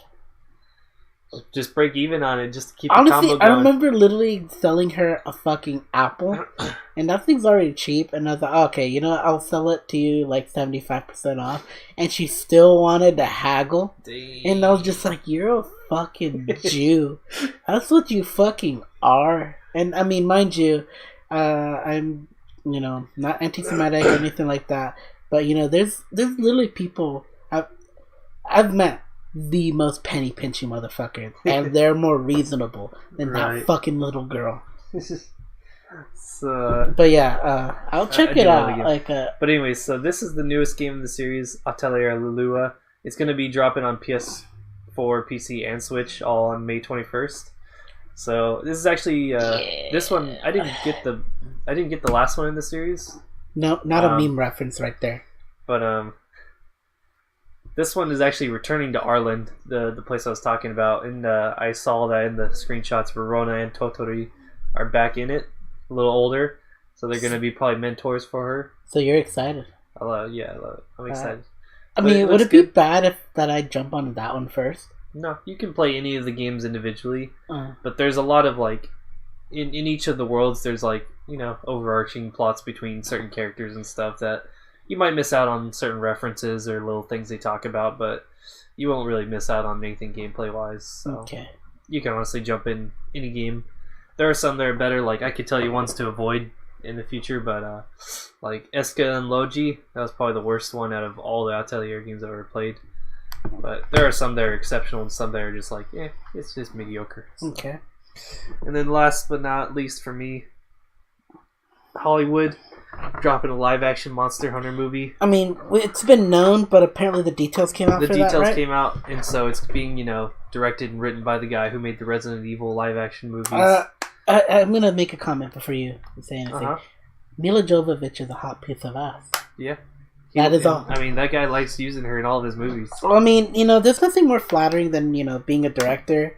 Okay, so, like, it's kind of in a sense where, like, okay, I'm gonna be a movie director and you're gonna be my actress. It's kind of like a Bakuman kind of thing, I'm gonna be a mangaka and I'm gonna make an anime and you're gonna be my voice actress kind of deal.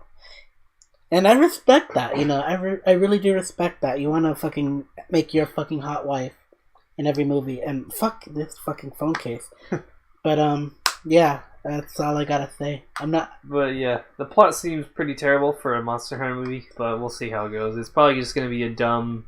Just like the Resident Evil movie is just gonna be a dumb action movie with, the Monster Hunter world just kind of slapped on it. The first movie was still pretty successful and fun. I still have fucking I still have fucking good times watching the first one. I do remember that because I had it on. Don't tell me Blu-ray. No, man, I think I had it on VHS. Oh. I'm sorry, kids. If you're listening to this, VHSs are these magnetic strip fucking movies, kind of like what you see in movie theaters, that. Now think of that, except they're about yay big and yay thick. Yeah. And you put it in a special device called a VHS player, and it only has a few functions.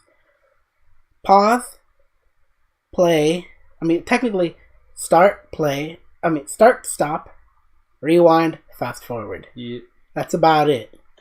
Okay, and when you fucking finish the movie, you had to rewind that back. Yeah, to spend 5 minutes of rewinding the 2-hour movie you just watched. Yeah, and luckily, if you're like me back in the day, you had this little fucking Corvette-esque car, or is it Lamborghini? That is literally, it's a little toy-looking thing, but it popped open, and you put your VHS tape in, and it would rewind the fucking thing back for you. Oh no, I only had a player, so I had to do it in the player. Oh, dude, it was so much fun, dude. It lighted up, the lights on the car. I was a fucking kid. Dude, I remember fucking watching movies like that, and it was great. Yeah. Mind you, it only took a few years after watching Pinocchio to watch the Titanic. Mm-hmm. The Titanic. Yeah. Guys, I was not old enough to watch that movie, and it moved me. James Cameron, if you can't fucking make Battle Angel Alita great, no one can make a live action adaptation of an anime. That's how fucking highly I believe in that movie and that director. Well, we'll see, I guess. But anyways, yes. Technically, that's news, right? Sorry, it's coming out next week? No, we're announcing that. I'm announcing that we're gonna watch it together with the Nagger, and we're gonna have to do a short video. Alright, we'll figure that out then. I'll carry my laptop. We'll do it. We'll literally do it. Wow. At the fucking thing. I have no idea how we're gonna fucking get the webcam going. Oh, whatever. But yeah, so the Monster Hunter movie, basically, the plot is that a military, troop, or a little squad, I guess, gets isekai'd into the Monster Hunter world, and there's this dude with a giant sword. Yeah, they team up with a fighter in the Monster Hunter world, and to fight back from the monsters, and there's a portal that's opening to back to Earth, and they have to figure out a way to close it. Definitely sounds like Monster Hunter, right? It's not. But can I say that synopsis does not sound exciting in the least at all? It sounds so generic. It's so generic, but at some point, I gotta say, there's a appeal to that. There's that's just the general Hollywood, appeal to the masses with this. But it's appealing. I actually want to see how much of a train wreck this movie is. And mind you, I watched the Resident Evil.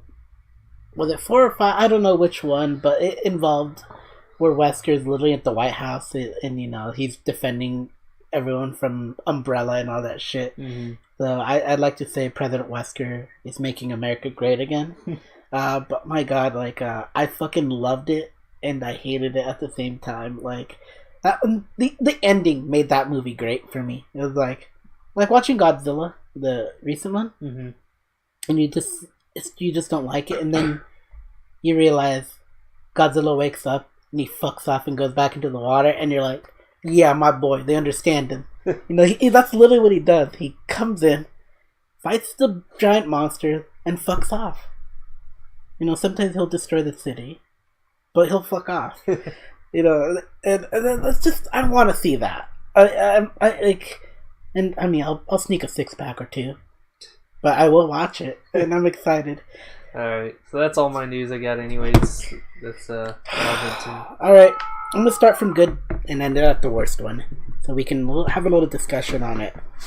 I'd say, in a sense. So, you already mentioned Metro.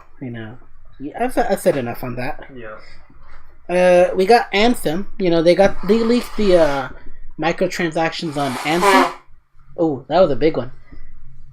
Yeah. So, they technically leaked the economy of the microtransactions, and by they I mean BioWare, and there was a kind of a backlash, I'd say, because people weren't happy that they're paying $20 for skins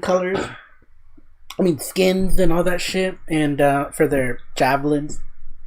I think the cheapest one was like 12 or something. And I think the reason they're doing, they leaked it, is they're trying to gauge the consumers.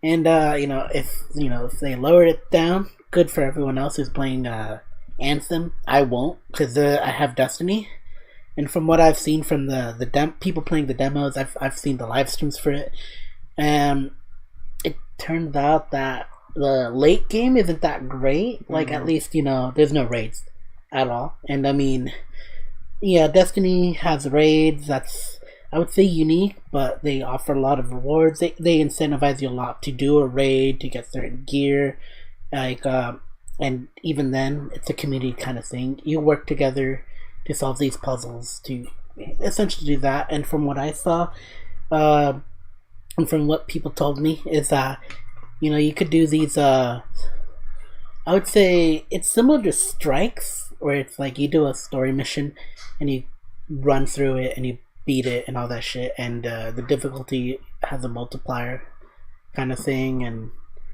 like apparently from what they say is it could take 30 minutes at the lowest difficulties, and if you go do it on the max difficulty, it could be a 2 to 3 hour fucking mission, and well, that's already a turn off for me, only because I'm not that dedicated to a game to actually do that. Like I remember doing a raid literally for almost 4 hours straight, and we got 2/3 of it done. And mind you, 2/3, the third would have been just a little segment, and that's before the boss. So if you want to count it, 2/4 of the fucking segment to get to the boss. All right, but like, and people fucking left because they were just getting fed up. Yeah. And eventually everyone just quit, and I just had to leave because no one's gonna join. So yeah, it's just, I can't do that for Anthem, and they're doing these microtransaction things, so they're just trying to gauge, and I have lowered expectations on it. Yeah, looks like trash anyways. I mean, it's BioWare. I mean, they said they're gonna fucking have social justice, political correctness in their fucking new Dragon Age game, which I don't think is gonna see the light of day. That works so well in Inquisition. I didn't fucking touch it. Yeah, because it sold like complete trash and lost the money. Next one is Activision announces a bunch of job cuts due to low shares and low sales. They also had their stocks drop significantly. Like, essentially, it's not just Activision, it's also EA. So I would say a bunch of the, I'd say the bubble that they lived in has finally popped, and they're going to restructure the shit out of it. But I really hope they take BioWare with it. I know, I got into a conversation with a friend who really wanted a Dragon Age 4 and really liked Dragon Age 3. Mind you, she never played 2. 2 and 3 were terrible. 1. 2 was...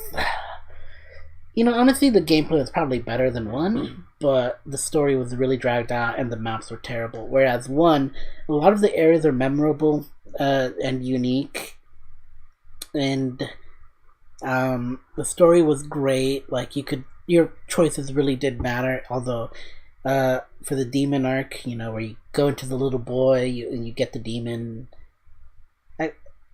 you can fuck a demon. Succubus thing. I mean, I didn't do it, but you could. I did it, and I just really don't like fucking BioWare anymore. Like, they just fucking ruined their own reputation over and over again. Yeah. So there's that, and it's just I feel bad for the people that have lost their jobs, but it's bound to happen. I just hope it's unnecessary people. The people that are doing the Twitters and all that shit. Right. Hopeful wishing. I'm not looking into it. I've got 2 more things. It's not gonna. No one's gonna really care about this one, but it will for me. All right. So Destiny 2's got a new fun event coming out for Valentine's Day for us single men and women and couples, technically, and it's called Crimson Days, and it's gonna start next week on the 12th, so Tuesday. And what's gonna be happening is they're gonna be incentivizing people to play a mode called duos. So essentially, you can either get someone in your in your friends list or something like that to join you in a 2v2 PvP match, or you can just queue up so rando. And I mean, I've had good fun playing it last time. There's a bunch of skins to get. There's a bunch of shaders to get and weapons to unlock, and they fucking went all out for this year. Like, they brought everything back from last year. They added a bunch of new goodies, like I have to skim this one a bit. So they added a chock full of goodies, like a bunch of cosmetic rewards, double cosmetic engrams. So engrams are these they have these special engrams that are basically the microtransaction bit of it. So you're going to be getting double of them. So one's going to be for the Forge right now, and the other one's going to be for the Crimson Days event. So you'll be literally getting a lot of goodies, and the drop rates have increased. So like your XP is the XP gain is gonna be fucking good. So there's a bunch of goodies like if you remember the Dawning, where I literally skipped the gym for 2 weeks to try to fucking get this stuff. But they're giving out a bow called the Vow, and once you get this bow, it's like the last tier thing. It's gonna be like max light level kind of deal, like a few of the weapons in the Dawning and all that shit. And once you unlock it, you get a specialized code, like my Destiny shirt. You get a specialized code to buy the shirt, but it's a hoodie this time, and it's gonna give you a specialized pin on it. And I would say $7 of that is gonna be going to the Bungie Foundation, which is giving their the proceeds to, what was it again? I think it was Make-A-Wish. Yeah, Make-A-Wish. They're gonna give the money to Make-A-Wish. Yeah, fuck you. I feel good because you work hard to unlock these stuff, and you're gonna fucking, you get the fucking hoodie. You're gonna fucking support something, so it gives you something to feel good about. But what I really want is the ghost shell.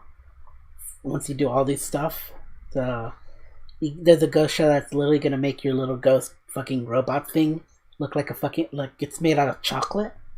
I want it. I really want it. Like no one understands me on this part because I really just want that fucking ghost shell. It's just like little motherfucker, little piece of chocolate. You just want to take a little bite out of him. Just saying. And if you ever seen the fucking Axe body spray chocolate commercials where the guy becomes a chocolate man just walking around, it's that for me. I want these goodies. Alright, we'll get into the last of it. The last bit of your news here, which is the saddest bit of it for me. And, you thought Metro Exodus was the saddest bit of it. So there's a prominent voice actor who, for an anime I watched recently called Fullmetal Alchemist, but the voice actor for Edward Elric, also known as Vic Mignogna, or some people say Mignogna. It's Mignogna, Potato Magnana. Yeah, exactly. Hakuna Matata. Okay, so Vic Mignogna is under the Me Too accusations of just a bunch of stuff, sexual harassment, anti-Semitism, fucking homophobic slurs and all that shit. And he's just been having a bad day, and with these accusations that are baseless. And to make it worse, he's been kicked off of Funimation and Rooster Teeth. So he played 2 prominent roles. His career literally was in Funimation, so that's gonna hurt him a lot. But for Rooster Teeth, he played the character Crow in Ruby.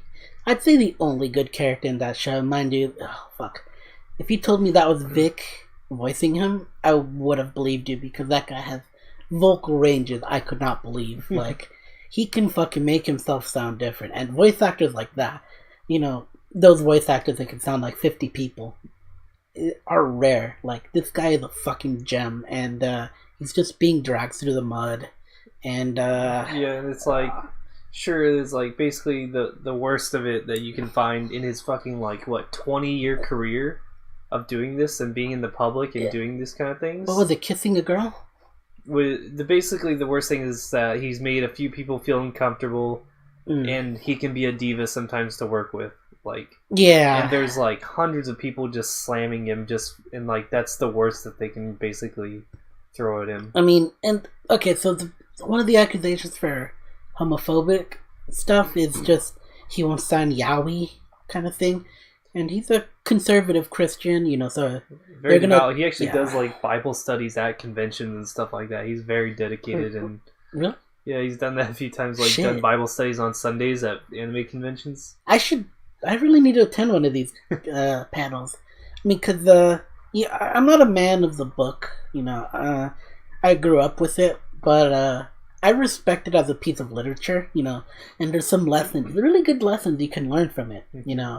Like thou shalt not cuck your neighbor. That's not in there, but I'm sure.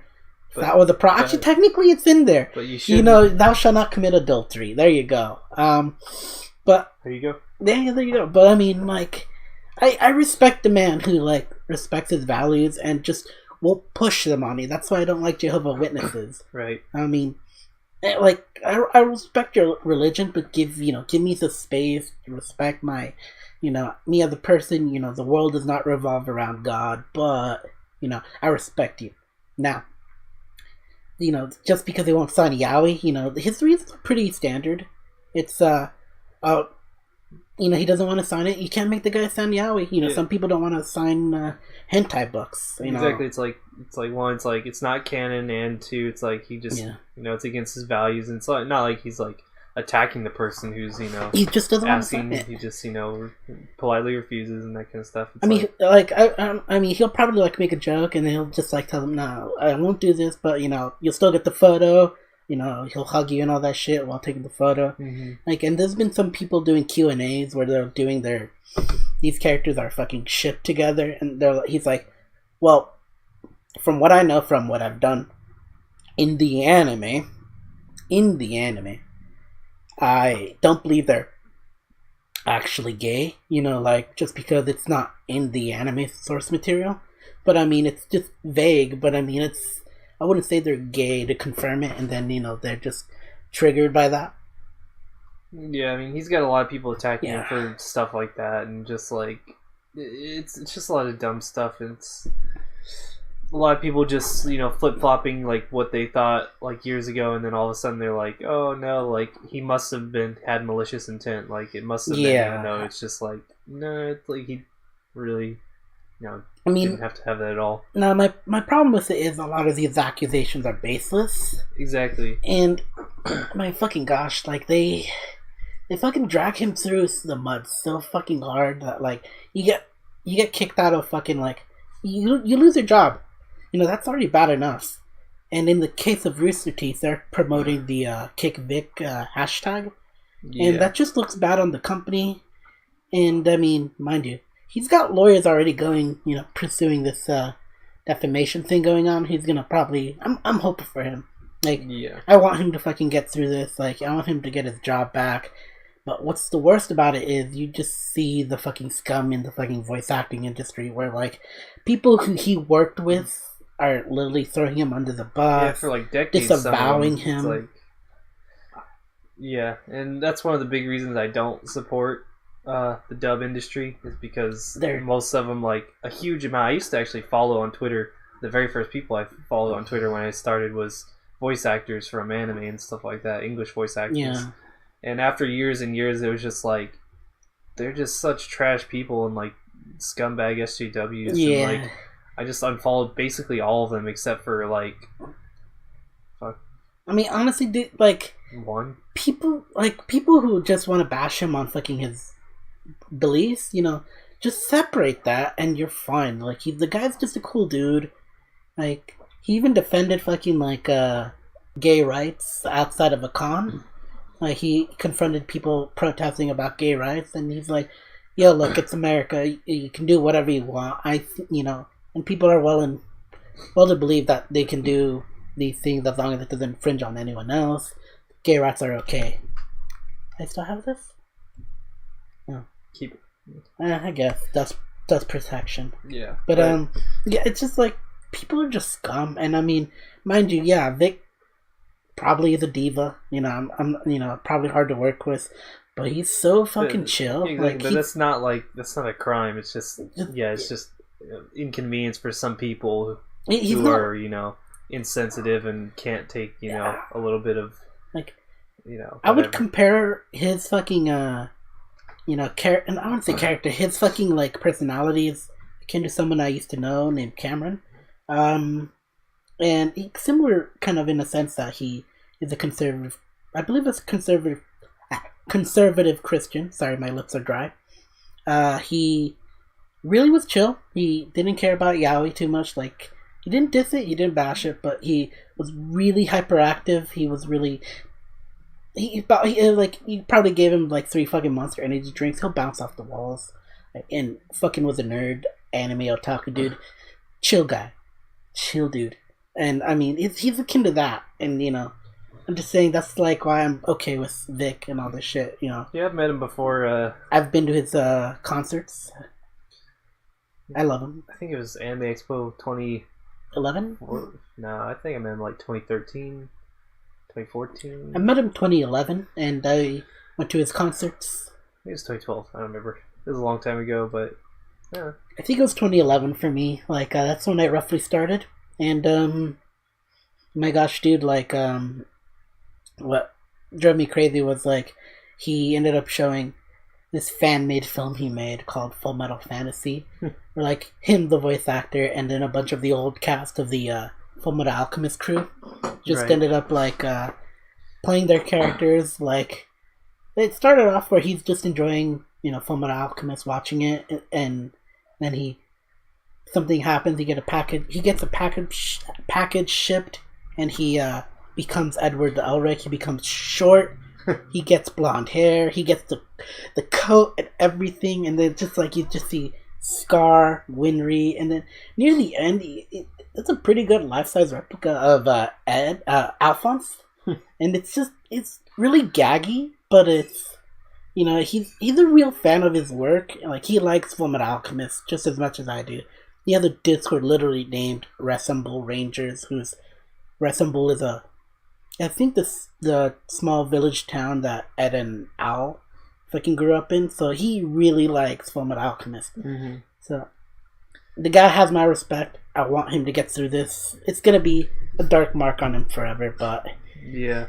Hopefully it's a darker mark on the rest of the industry. Yeah, like, and they can... I fucking hate the voice of Bulma. Like, I never paid attention to voice actors until this moment, and they're showing their true colors. Vegeta's fucking scummy, throwing him under the bus too, and God, I fucking hate. I've never hated. Revoke your Crunchyroll subscription. Revoke your Funimation subscription. Support Japanese. Yeah, anime directly. I mean, and I feel bad for the dub industry, mind you. The good people in the industry are being good ones destroyed. And honestly, the hard part for these people is they can't separate work from real life. Their feelings and all that shit, and and mind you, that also doesn't go to voice actors. It also goes to writers, translators, and all that shit. You have the guy who did the Gamergate thing in Hajimete no Gal. Like, no. And... Right, let's move on. I'm just salty. Vic, stay strong. Alright, so give me a second. We're gonna disappear for a moment. We've got a few things going, but we'll be doing... There we go. As you can see, we're gonna be talking about, for our main topic, the Crunchyroll Anime Awards. And, mind you, it's beautiful. Now, mind you, I like the reason I say it's beautiful is that it's not the idea that there's an anime awards thing going on. It's that they think that they can do, the Grammys / Emmys and whatever fucking awards show they can do, and it's just anime. It just find the concept just autistically beautiful. Exactly. Buy your ticket or just shoot yourself in the face. No. Is it like what they did when you buy an e-ticket so you can go to BlizzCon? No, I mean they literally doing this in a place there's an actual awards place, and it's gonna be live streamed, so we're gonna be able to watch it for free. I hope a week from today. Actually, it'll be on Twitch. We won't talk about it too much, but what I want to talk, at least when it comes out, the results, but I want to talk about one thing. Why the fuck are they putting Megalobox in everything? I mean, obviously this is to appease the normies. This is all the nominations are picked by a very specific jury. Honestly, if you want a good award show, you fucking do, what's it called? You make it a vote with the public. Right. And then, you also have, added, separate, if category. There's a jury that can add in, extras if it's necessary. But I mean, they didn't. They just basically put a bunch of normies from Crunchyroll and said, all right, pick a few nominees for each category, which most of them are pretty terrible. Okay, now this one is best protagonist here. So I mean, you've got a pretty weak. Let's discount Joe and Retsuko. I mean, Retsuko from Agretsuko is really good, but voice actor, dub and Japanese, they're both good, but I wouldn't compare it to, I'd say these titans. Yeah. You got Yumeko from Kakegurui. You've got Violet from Violet Evergarden. Pretty decent.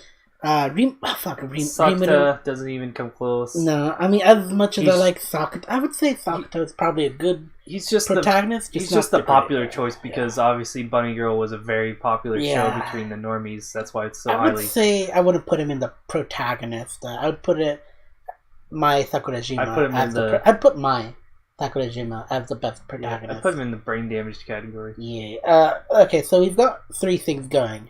So we got Rimuru, Violet, and Yumeko. I have yet to see Kakegurui, but I've read the manga for it and I love it. I would probably honestly pick her because she just she carried the show herself basically. Yeah. I mean, if you have a character that can carry a show and make it really good, just because of how fucking good their performance is and how interesting their character is, then that's a good protagonist. Yeah, and I'm gonna have to agree with you. I'm gonna have to give it a Yumeko. Mm-hmm. And as much as I like, pretty good, but the show has other merits besides her. Yeah, and really, if you want to fucking say he's a fucking winner, he's a self-insert. It's just he's great, but he's not that great. Right. Now we got the best anti. I know it's not gonna be fucking Akane. Yeah, terrible.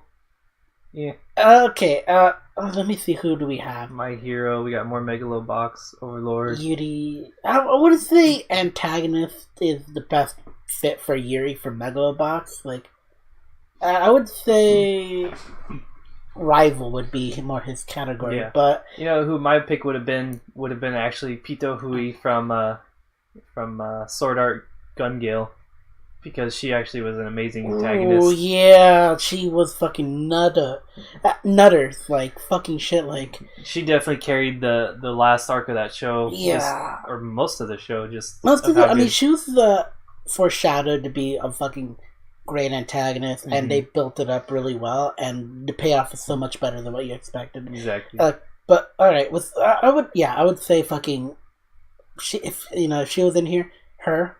But since we got these guys, I haven't watched Golden Kamuy. Same. I wouldn't say Momonga would be a villain. I mean, anti-hero, I guess. Yeah, in a sense, yeah. Okay, if for us standards, as if we were players in his world, stuck in that world, he wouldn't be a villain. He'd try to contact us and try to get people. Oh yeah, you came from the old world.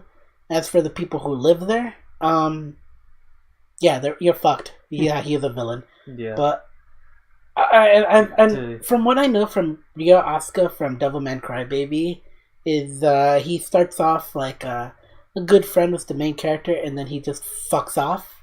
Are we still going? All right, good. He just fucks off, and fucks off. No, he doesn't. He fucks off for a little bit and then just fucking throws his friend with the boss and just tries to screw him every second of the way.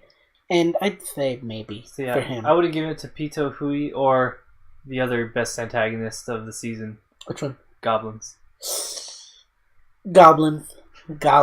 Alright, okay. Come on. Alright, I'm gonna have to give it to Goblins. We all know Goblins won best Goblins won, yeah. And best... okay, alright. Now, this is gonna be tough for me. Because clearly... a couple good ones here. Okay, no, I take that back. It's gonna be easy. This one. These two. Haida's great, but he's too beta. Sakuta's not that great. Izuku, get him out of here. Yeah. Okay, like he's great, but Kotaro, legend there. Yeah, Kotaro. Okay, I'm gonna have to give props to Honda-san. Mm-hmm. Okay, he's second place to me because I really like the premise of Skullface Bookseller Honda-san. Right. Like, I've always wanted to work at a bookstore and, to have an anime give you the ins and outs and, like, the random quirky people that come in at a bookstore. I loved it. And he was a really interesting character, but I wouldn't clarify him as the best boy. Yeah. I'd say Kotaro, because I'd say, fuck it, make him the best protagonist. There we go. Best protagonist, right there. Best protagonist, best boy. Next, meme. Best girl. My daughter Anzu. That's Sherry. Anzu. Now we got a Hinata. She's pretty solid. We have a literal boy in the best girl category. We will comment on that later. We have Golden Kamuy. Don't know her, unfortunately. Nadeshiko. Ooh, also very solid. This is gonna be a tough one. She wasn't even the best girl in her show. So. Wait, who was the best girl in her show? Imoto. Oh shit, you're right. Fuck you. So, this is a tough one here. Okay, let's go to Lily. Lily from Zombieland Saga. I mean, he's obviously discounted just clearly because he's a male, not trans. He's a male. Mind you, okay, look, the difference between traps and trans is traps know they're males. They accept they're males. They just dress like women. That's cross-dressing, okay? They're not pretending to be girls. They'll act like a girl. But once the jig is up, it's like, oh, you found out. Yeah, I'm still a boy. Ting. Oh, fuck, I can't believe I did that. Yeah, it'll be okay. It'll be okay. Okay, now, Lily should have been in best boy category, because I would have probably put him as the best boy. Best girl for you would have been Tai. Which one's Tai? Tai Yamada? Tai Yamada. Oh shit, you're right. The legend. The one and only legend. Tai Yamada. People don't respect Tai Yamada. Literally, the best voice actress in the industry voiced her and fucking carried her. And all she did was grunt, moan, whine, and fucking roar and screech and roost. Yeah. Okay. Let's get rid of Lily, Golden Kamuy, and my okay. Nadeshiko, Anzu, Hinata. Hinata she probably wouldn't be. I would probably put her as the best girl. I mean, she's pretty solid. She's probably second place, but the tough part for me is Nadeshiko. I guess it depends on what you mean by best girl. Like, okay, which of these three would you want to be your daughter? Okay, well, Hinata's the fuck. Okay, all right. Clearly, it's difficult. It's gonna be Anzu. It's gonna be Anzu, right? It's gonna be Anzu. She's the perfect daughter. But she's the perfect daughter. But also Nadeshiko. We're not going with daughter. It's best girl. Who's the best girl? And that's too vague. It is vague. Now go up. Now the reason I would probably vote Hinata is she's a working girl. She's bullied. She's she's got a lot of Genki energy. Mm-hmm. She tries to be there for her friends. She gives solid advice. She's like the best carry. She actually has real person attributes. Yeah, and giant tits. Yeah. And no, if you told me that was my daughter, I'd be conflicted because I don't want guys going near her. Or at least I wouldn't want any guy, just any guy going near her. I want the guy who will, I would tough. say it's tough. As far as like a well-rounded girl, I'd probably pick Hinata. But as far as just like the perfectionist, it's like Anzu is pretty. I would say no. How would we say this? I would say I would probably vote for Hinata. Yeah. And you'd vote, but a very fucking close, literally neck on neck, fucking second. Exactly. I could honestly, if I picked one or the other, I wouldn't even. It's just like it's. Ask me tomorrow, I might change my mind. Exactly. But fuck, dude. It's a tough one. Okay, best opening sequence. I don't know all these. I don't know what to call you. Oh, I've heard it once. I liked it, but it's the reason people like it is because there's a choreography bit to it, and people are gonna fucking go crazy for that. Kakegurui, it was actually okay. I listened to it a few times. Is it the opening or ending? Opening. I don't fucking remember the opening. Pop Team Epic wasn't very good. Agaretsuko, it was okay. I mean, the only thing you watch about the opening is that it starts off metal as fuck, and like it's just. That's it. But I mean, it's cute to watch because it's just, And I haven't watched JoJo. I'm not gonna watch JoJo ever again. But I wouldn't doubt it's probably good. I'm gonna assume JoJo's is, probably average. I don't want to give Frank's. I would honestly give Kiss of Death. Okay, I take that back. Kiss of Death. The opening was pretty really fucking good, especially because they, the first half of the show they did the first half of the song, and then. The second half of the show, they changed the opening, and then they did the second half of the song. It really worked really well. Okay, I take that back. Easy. Darling in the Franxx. Yeah, for me, yeah. Very good. That was probably one of the best things. Why is there sound on? Thank you, Shax. Ending. Attack on Titan. Yeah, it was mediocre this time around. Don't get Megalobox out of here. It's not a good anime. Okay, I've watched it as it's just hype. But if you really think about it as an anime, the only reason it exists is because of the anniversary of Ashita no Joe. Yeah, exactly. And if you really think about it, why the fuck is gear, a thing when you got Gearless Joe fucking going up toe to toe and outwinning the guys who are wearing these fucking robotic fucking gear pieces, and like there's no point. Like once he went gearless, the show really had no point. Like honestly, dude, I would have loved to watch power armor fights, but then it just didn't become that. Yeah. So honestly, I don't. I never watched After the Rain. Oh god, get rid of fucking Fully Cooley. Wait. Sean, I need you to explain this. Why? What's the difference between alternative and progressive? One's just this is the one's a sequel to the other. It's just there's 6 episodes in one of these and 6 episodes in another. It's just like they split the season. Oh. But I would say okay, I don't care about the show, but the ending is done by the Pillows, which I fucking love the Pillows, both of them. I love the Pillows too. I'm assuming one of these is probably pretty good. I didn't actually listen to these because I don't care the show. I'm assuming they're pretty good though because Pillows makes good music. I've never watched Revu Starlight, and that's the ending. So just based on these, I'm just going to assume one of these is probably the best. Go up again. Let me see.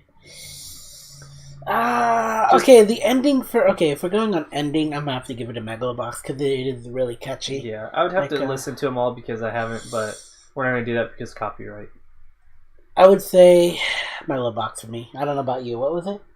Probably one of the Pillows performances. I'm sure it's pretty good. I don't feel the Pillows are that relevant anymore or great. I mean, yeah, they're a little old school now. Yeah, I mean, no, I wouldn't say old school. Is that their music's not the same anymore. But who am I? I'm just a fucking, what's the fucking term for foreigner? The gaijin?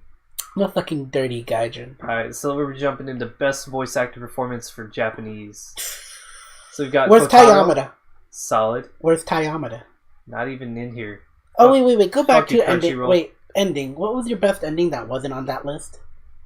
That wasn't on this list. Man, I didn't think of this one. I would give it to Sword Art. Gun Gale Online Alter. Yeah. Yeah, that was like a really good high poppy ending. I really liked it. It was really cute. I feel like there was a show that I kept watching the ending on, but now I can't remember. I'll have to get back to you. I never skipped it, the ending. We'll mention it on the next podcast. Yeah, I'll get back to you on that. So, alright. Best voice actor performance for Japanese. Solid. Kotaro was good. Shit, Kotaro is fucking... Honda, I've heard a good amount. It's about average, I think. And I would say the reason is it's the voice actor for him has done a lot of notable roles. I just can't remember which ones. Right. So Megumi Han, I do love her, and I have her autograph. I don't really know how good her performance was here. In Devilman Crybaby. I probably would watch it because she looks cute. That's all I gotta say. Yeah. Now Toyama, Rin, pretty solid performance. Yeah. The Japanese. I've never watched the Japanese version of Retsuko. That's cool. Akane Shinjo, it was decent, but overall, I know she's a very prominent voice actress, but the performance itself wasn't spectacular. No, I'm gonna discount Retsuko and Akane. Okay, clearly on this list, it's fucking Rintaro. It's gotta be. It's fucking Kotaro. Yeah, it's gotta be Kotaro. But if I had to, he put heart into that performance, and it was amazing. He brought the character to life. So who on this list isn't on here? Oh yeah, I would say Goblin Slayer. Soka. Exactly. No. Okay, no. Seriously though, I wouldn't say fucking Goblin Slayer, but I would probably pick Kotaro. Yeah. But let's be serious. It's the myth, the legend, Tayamada. Literally the best performance this fucking season. It was pretty. And she good. carried the show with grunts, voices, grunts, moans, groans, and roosts. Like clearly, all right, best English. Oh yeah, no one cares. Okay, wait, go back. Okay, let's judge. Carrie Walgan, I've always liked her, and yeah, she used to do this role. Yeah, that's all she's good for. Christopher Sabat, we're talking. Think he was the himself. Voice of Vegeta. Yes. Yeah. Okay, and mind you, he's Wall Might. Mm-hmm. There is a comic reference there that I'm not going to explain.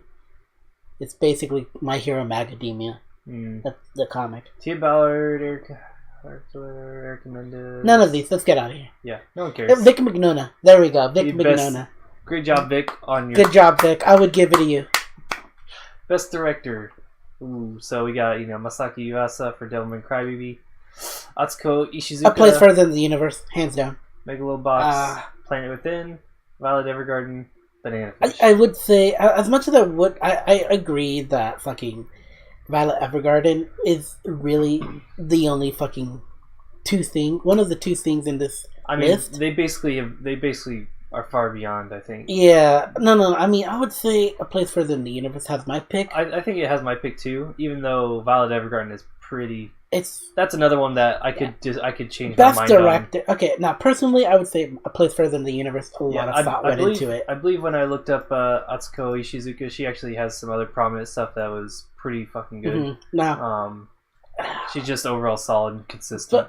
But art-wise, direction-wise, everything else practically is going to be Violet Evergarden. Yeah. But as far as like directing and like having the whole show come together, Place Further Than the Universe. Fucking slate it, man. Alright, best animation. Oh, yeah. Okay, go down. Let's see our options. Okay, cool. Now fuck off everyone else. It's going to be Violet Evergarden. Even though people are going to pick Devilman Crybaby. Yeah, it's not even close. Violet Evergarden is probably... And get Megalobox out of here, for fuck's sake. It's on every single category. That's my problem with it. Jeez. It's not that great of an anime. Like, I wouldn't even say it's the normiest anime. Yeah, I mean, I don't think it was honestly that popular. It wasn't. We've got a few people on the board that really, really like that show. I enjoyed it, but it's not great. But yeah, animation, Violet Evergarden is like... Okay, best animation. Okay, what would be best animation that isn't on this list that we've seen? I mean... Like, if anything, I would get rid of Megalobox and... Is Bloom Into You a fucking Yuri bait show? Looks like it's either Yuri bait or it is just straight up Yuri. Okay, I'd get rid of that for I would probably say Yudu Camp and Camp is alright. And like really. But I mean, when you're comparing it to Violet Evergarden, it's like it's still so far below. It's still so far below. But yeah, let's just get rid of them. What do you got? What do you got, my boy, my dude? I'm trying to look my up nigga. My 2018. That's right, I said it. What are you gonna do? Yeah. Let me just look here. Anything that can come close. Shokugeki no Soma, pretty good animation, I guess, but it's still again. Okay. It's far below. I'd get rid of My Hero Academia for Food Wars. Exactly. It definitely has. But it's probably number 2 that I saw last year with animation. Even then, it's still not going to be Violet. No. Violet's just too good. They put too much into that. We could skip this entire one because I never watched any of these. Yeah, you know what? I didn't watch any of these films either. I really did want to watch A Night is Short, Walk On Girl. Mm-hmm. It came out in theaters and then I forgot to get tickets and I regret it ever since. Not to mention, I think the Nagger was out of town. Yeah. Okay, so actually I just thought of the best ending for me was Steins Gate Zero. Disgusting. I watched that ending every single time because the ending was actually an amazing song. Fuck you, fight you. Alright. Best character design. I'm sorry, it's gonna be Violet. Zombieland? Zombieland is pretty good. It has some good characters. Okay, JoJo is really hard only because it's really well drawn. I just hate it.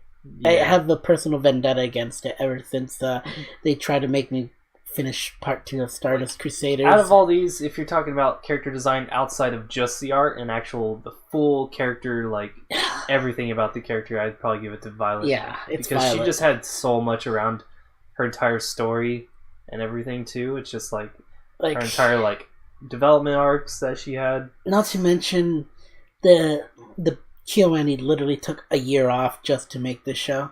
Yeah, and it's fucking shows legit. It just shows in the final product. Yeah, the character designs were just and Devilman Crybaby. I have yet to watch it, but I've seen the animations really well. Netflix does not it spares no expense for their shows, mind you. You get trash like Bird Box every now and then. Yeah. Well, it's okay. Alright. Oh, okay, and now guys. We get into okay, stop it here. Cut the feed. Best fight scene. Oh, I jumped us. I know. I'll save that one for last. Hina versus Anzu. Good meme fight right there. Good meme fight, but no, I can't. Naruto versus Sasuke versus Momoshiki. Who the it was Boruto. Yeah. No, get it right. Jiren versus Goku. Yami versus Light. Satan versus Devilman. I've never seen it. And that's Black Clover. I would have to give it to Jiren versus Goku because that fight lasted 5 fucking episodes or something like that. Mind you, the final fight was literally when you get fucking Frieza to help you out, to take this nigga out, that says a lot. But alright, I've got a better fight for you. Okay, let me hear. 2018. 2018? Goblin Slayer? No. Nigga, your morality versus Happy Sugar Life.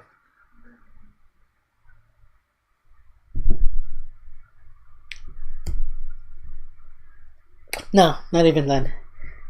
It's here. Okay. I legit already have made a statement, and I probably will. Probably a few years down the road, I will fucking get targeted on this, but I will wreck that blonde boy's ass.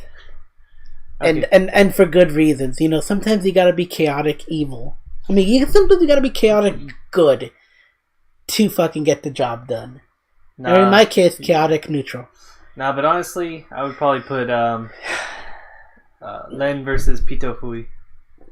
That was a good fight, man. Yeah, I would probably say that. It was a real fight, and they fucking went crazy. They went all out, and guess what? That show didn't even show once on this entire fucking award People show. Probably associate Sword Art on it, and that's probably the hard part about it. Probably, but I talked to one of my friends, and they're like, "Oh, you're fucking praising Sword Art. Wow, that's fucking gay." And I'm like, "No, you don't understand. It's not Sword Art. It's not Sword Art. The problem with this show is that its source material is the problem. Yeah. The name is the problem. The show is what you want about it. Okay. Right, best continuing series. One Piece, Boruto, no. Black Clover, March Comes Like a Lion. Okay, Mega Surprise. I'm surprised didn't. Oh wait, technically that came out 2017. It was 2017 through 2018. It finished in 2018. So okay, it was really good. It's really good. If it's on this list, I'd give it to that. But no. Oh, what are the other options? Oh fuck. I think it's the only one that actually has a chance at winning here. Alright, okay, best continuing series, I'm gonna have to give it to My Hero Academia.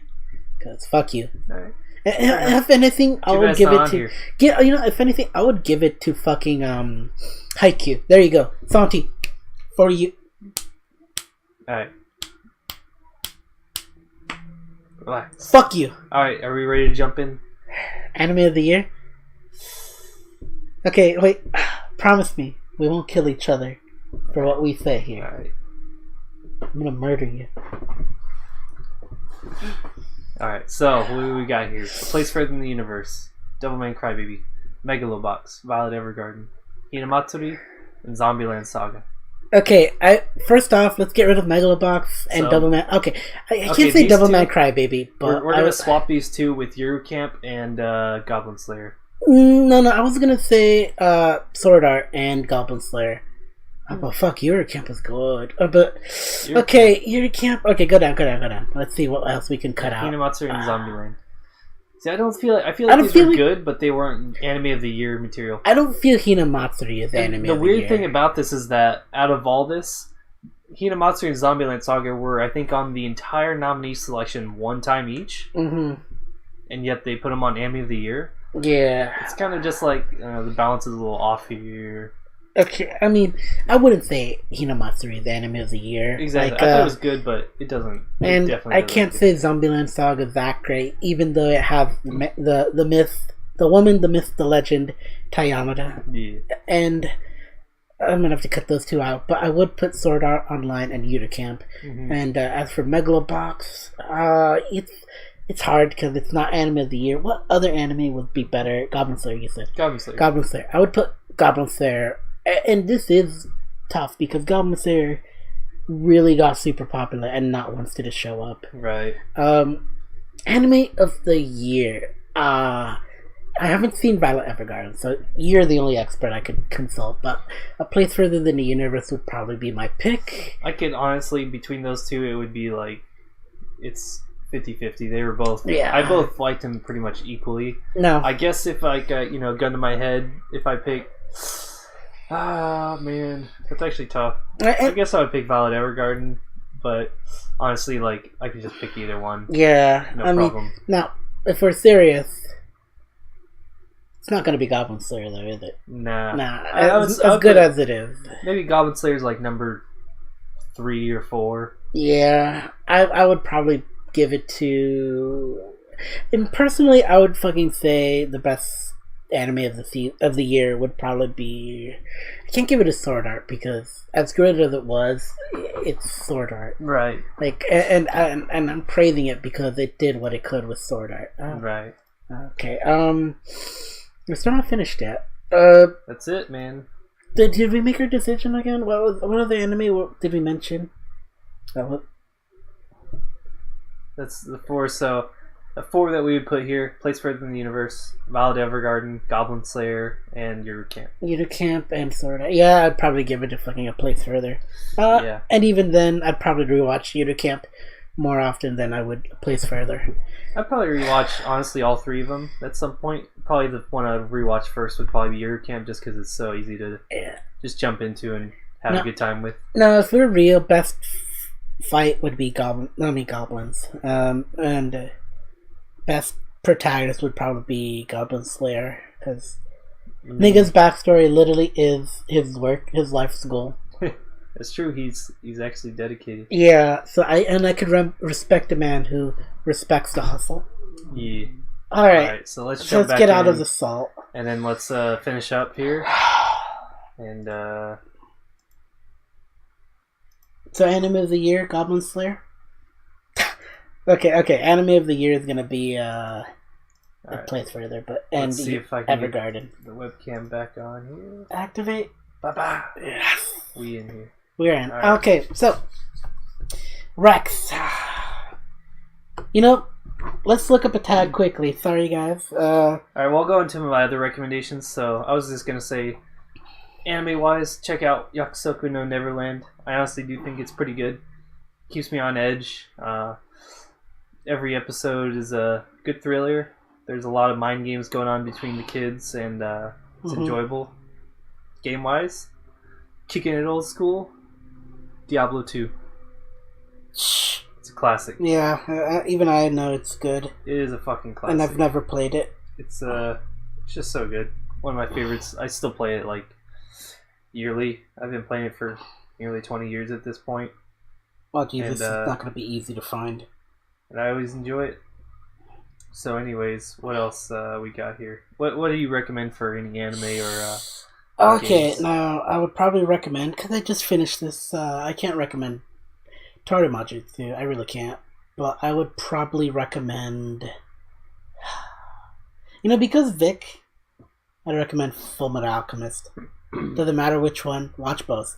And fuck you. I know I mentioned it twice. I try not to mention it in a year, but technically, it's a new year. Wait, did I mention Fullmetal Alchemist last pod? It might have been this year. Fuck you. Maybe. I'm doing it again. And only because of Vic. And I've gotten a fucking tag.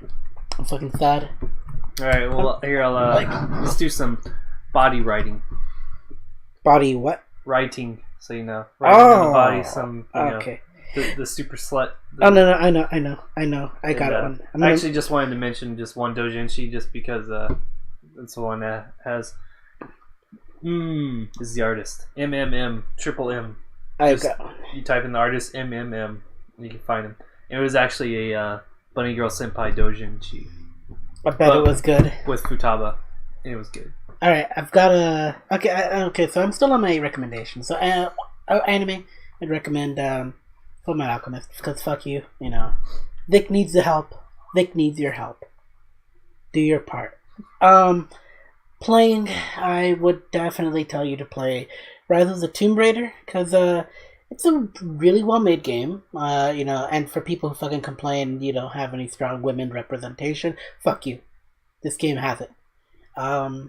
And she's not a slut. Mind you, it would have sold better. I'll be down. And the voice, I can't think of Lara Croft being voiced by anyone else anymore, because she's that good of a voice actor. And a character. Like, it's a really selling fucking... I would say it's the best cinematic game I've played in a while. And that's saying a lot, because we have Metro Exodus, who's basically is the best cinematic game because its atmosphere is fucking good. Mm-hmm. Okay, reading. I forgot to mention this in the reading segment, but I did read Hajimete no Gao. Mm-hmm. I would recommend you to read that. Alright.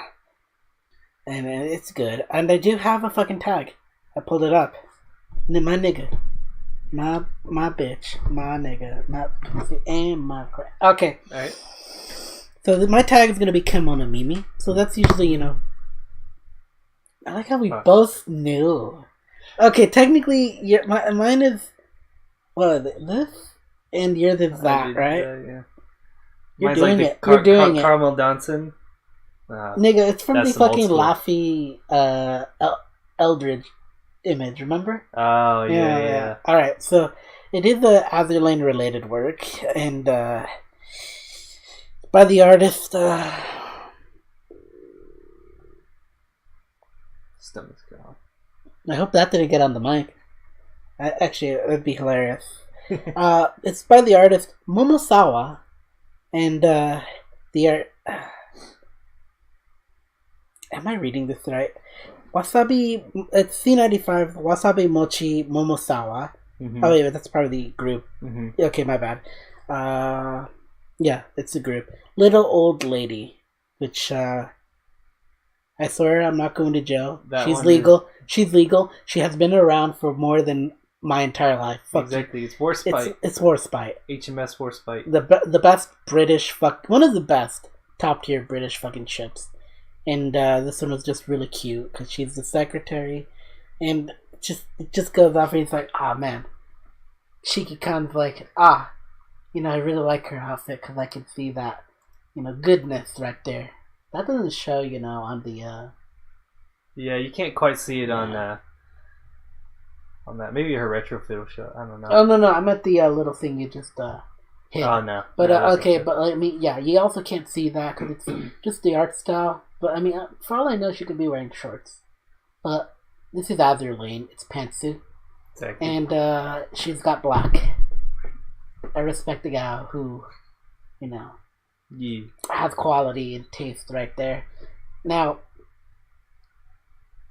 she's just a little lowly girl, but fuck you, she's good. And her personality is like that of you know. I don't know if I've already done this, but I'm doing it again. Get on with it. I'm trying. You know how long this game fucking loads? You didn't have it pre-prepared? I didn't think about it. Alright, so I'm doing it. Get on with it. Alright. I got Warspite in her Santa outfit. Oh, you can't really see it that well. Yeah. Fuck you. But I'm doing it. Oh, man. I'm recording it too. Disgusting. No, I'm just kidding. Alright, actually I'm not gonna record it. Let's just say I did it. I'm gonna OC you right now. Marrying another girl on stream. Disgusting. How many girls is that now? Probably 8. I don't have a problem. This is the only way to get them stronger. After you max them out, you know? Technically true. And you retrofit them. There we go. Put the fucking ring on her. Alright. Put the ring on it.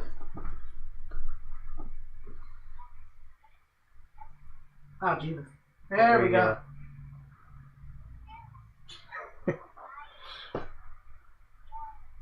There it is. There it is. I did it.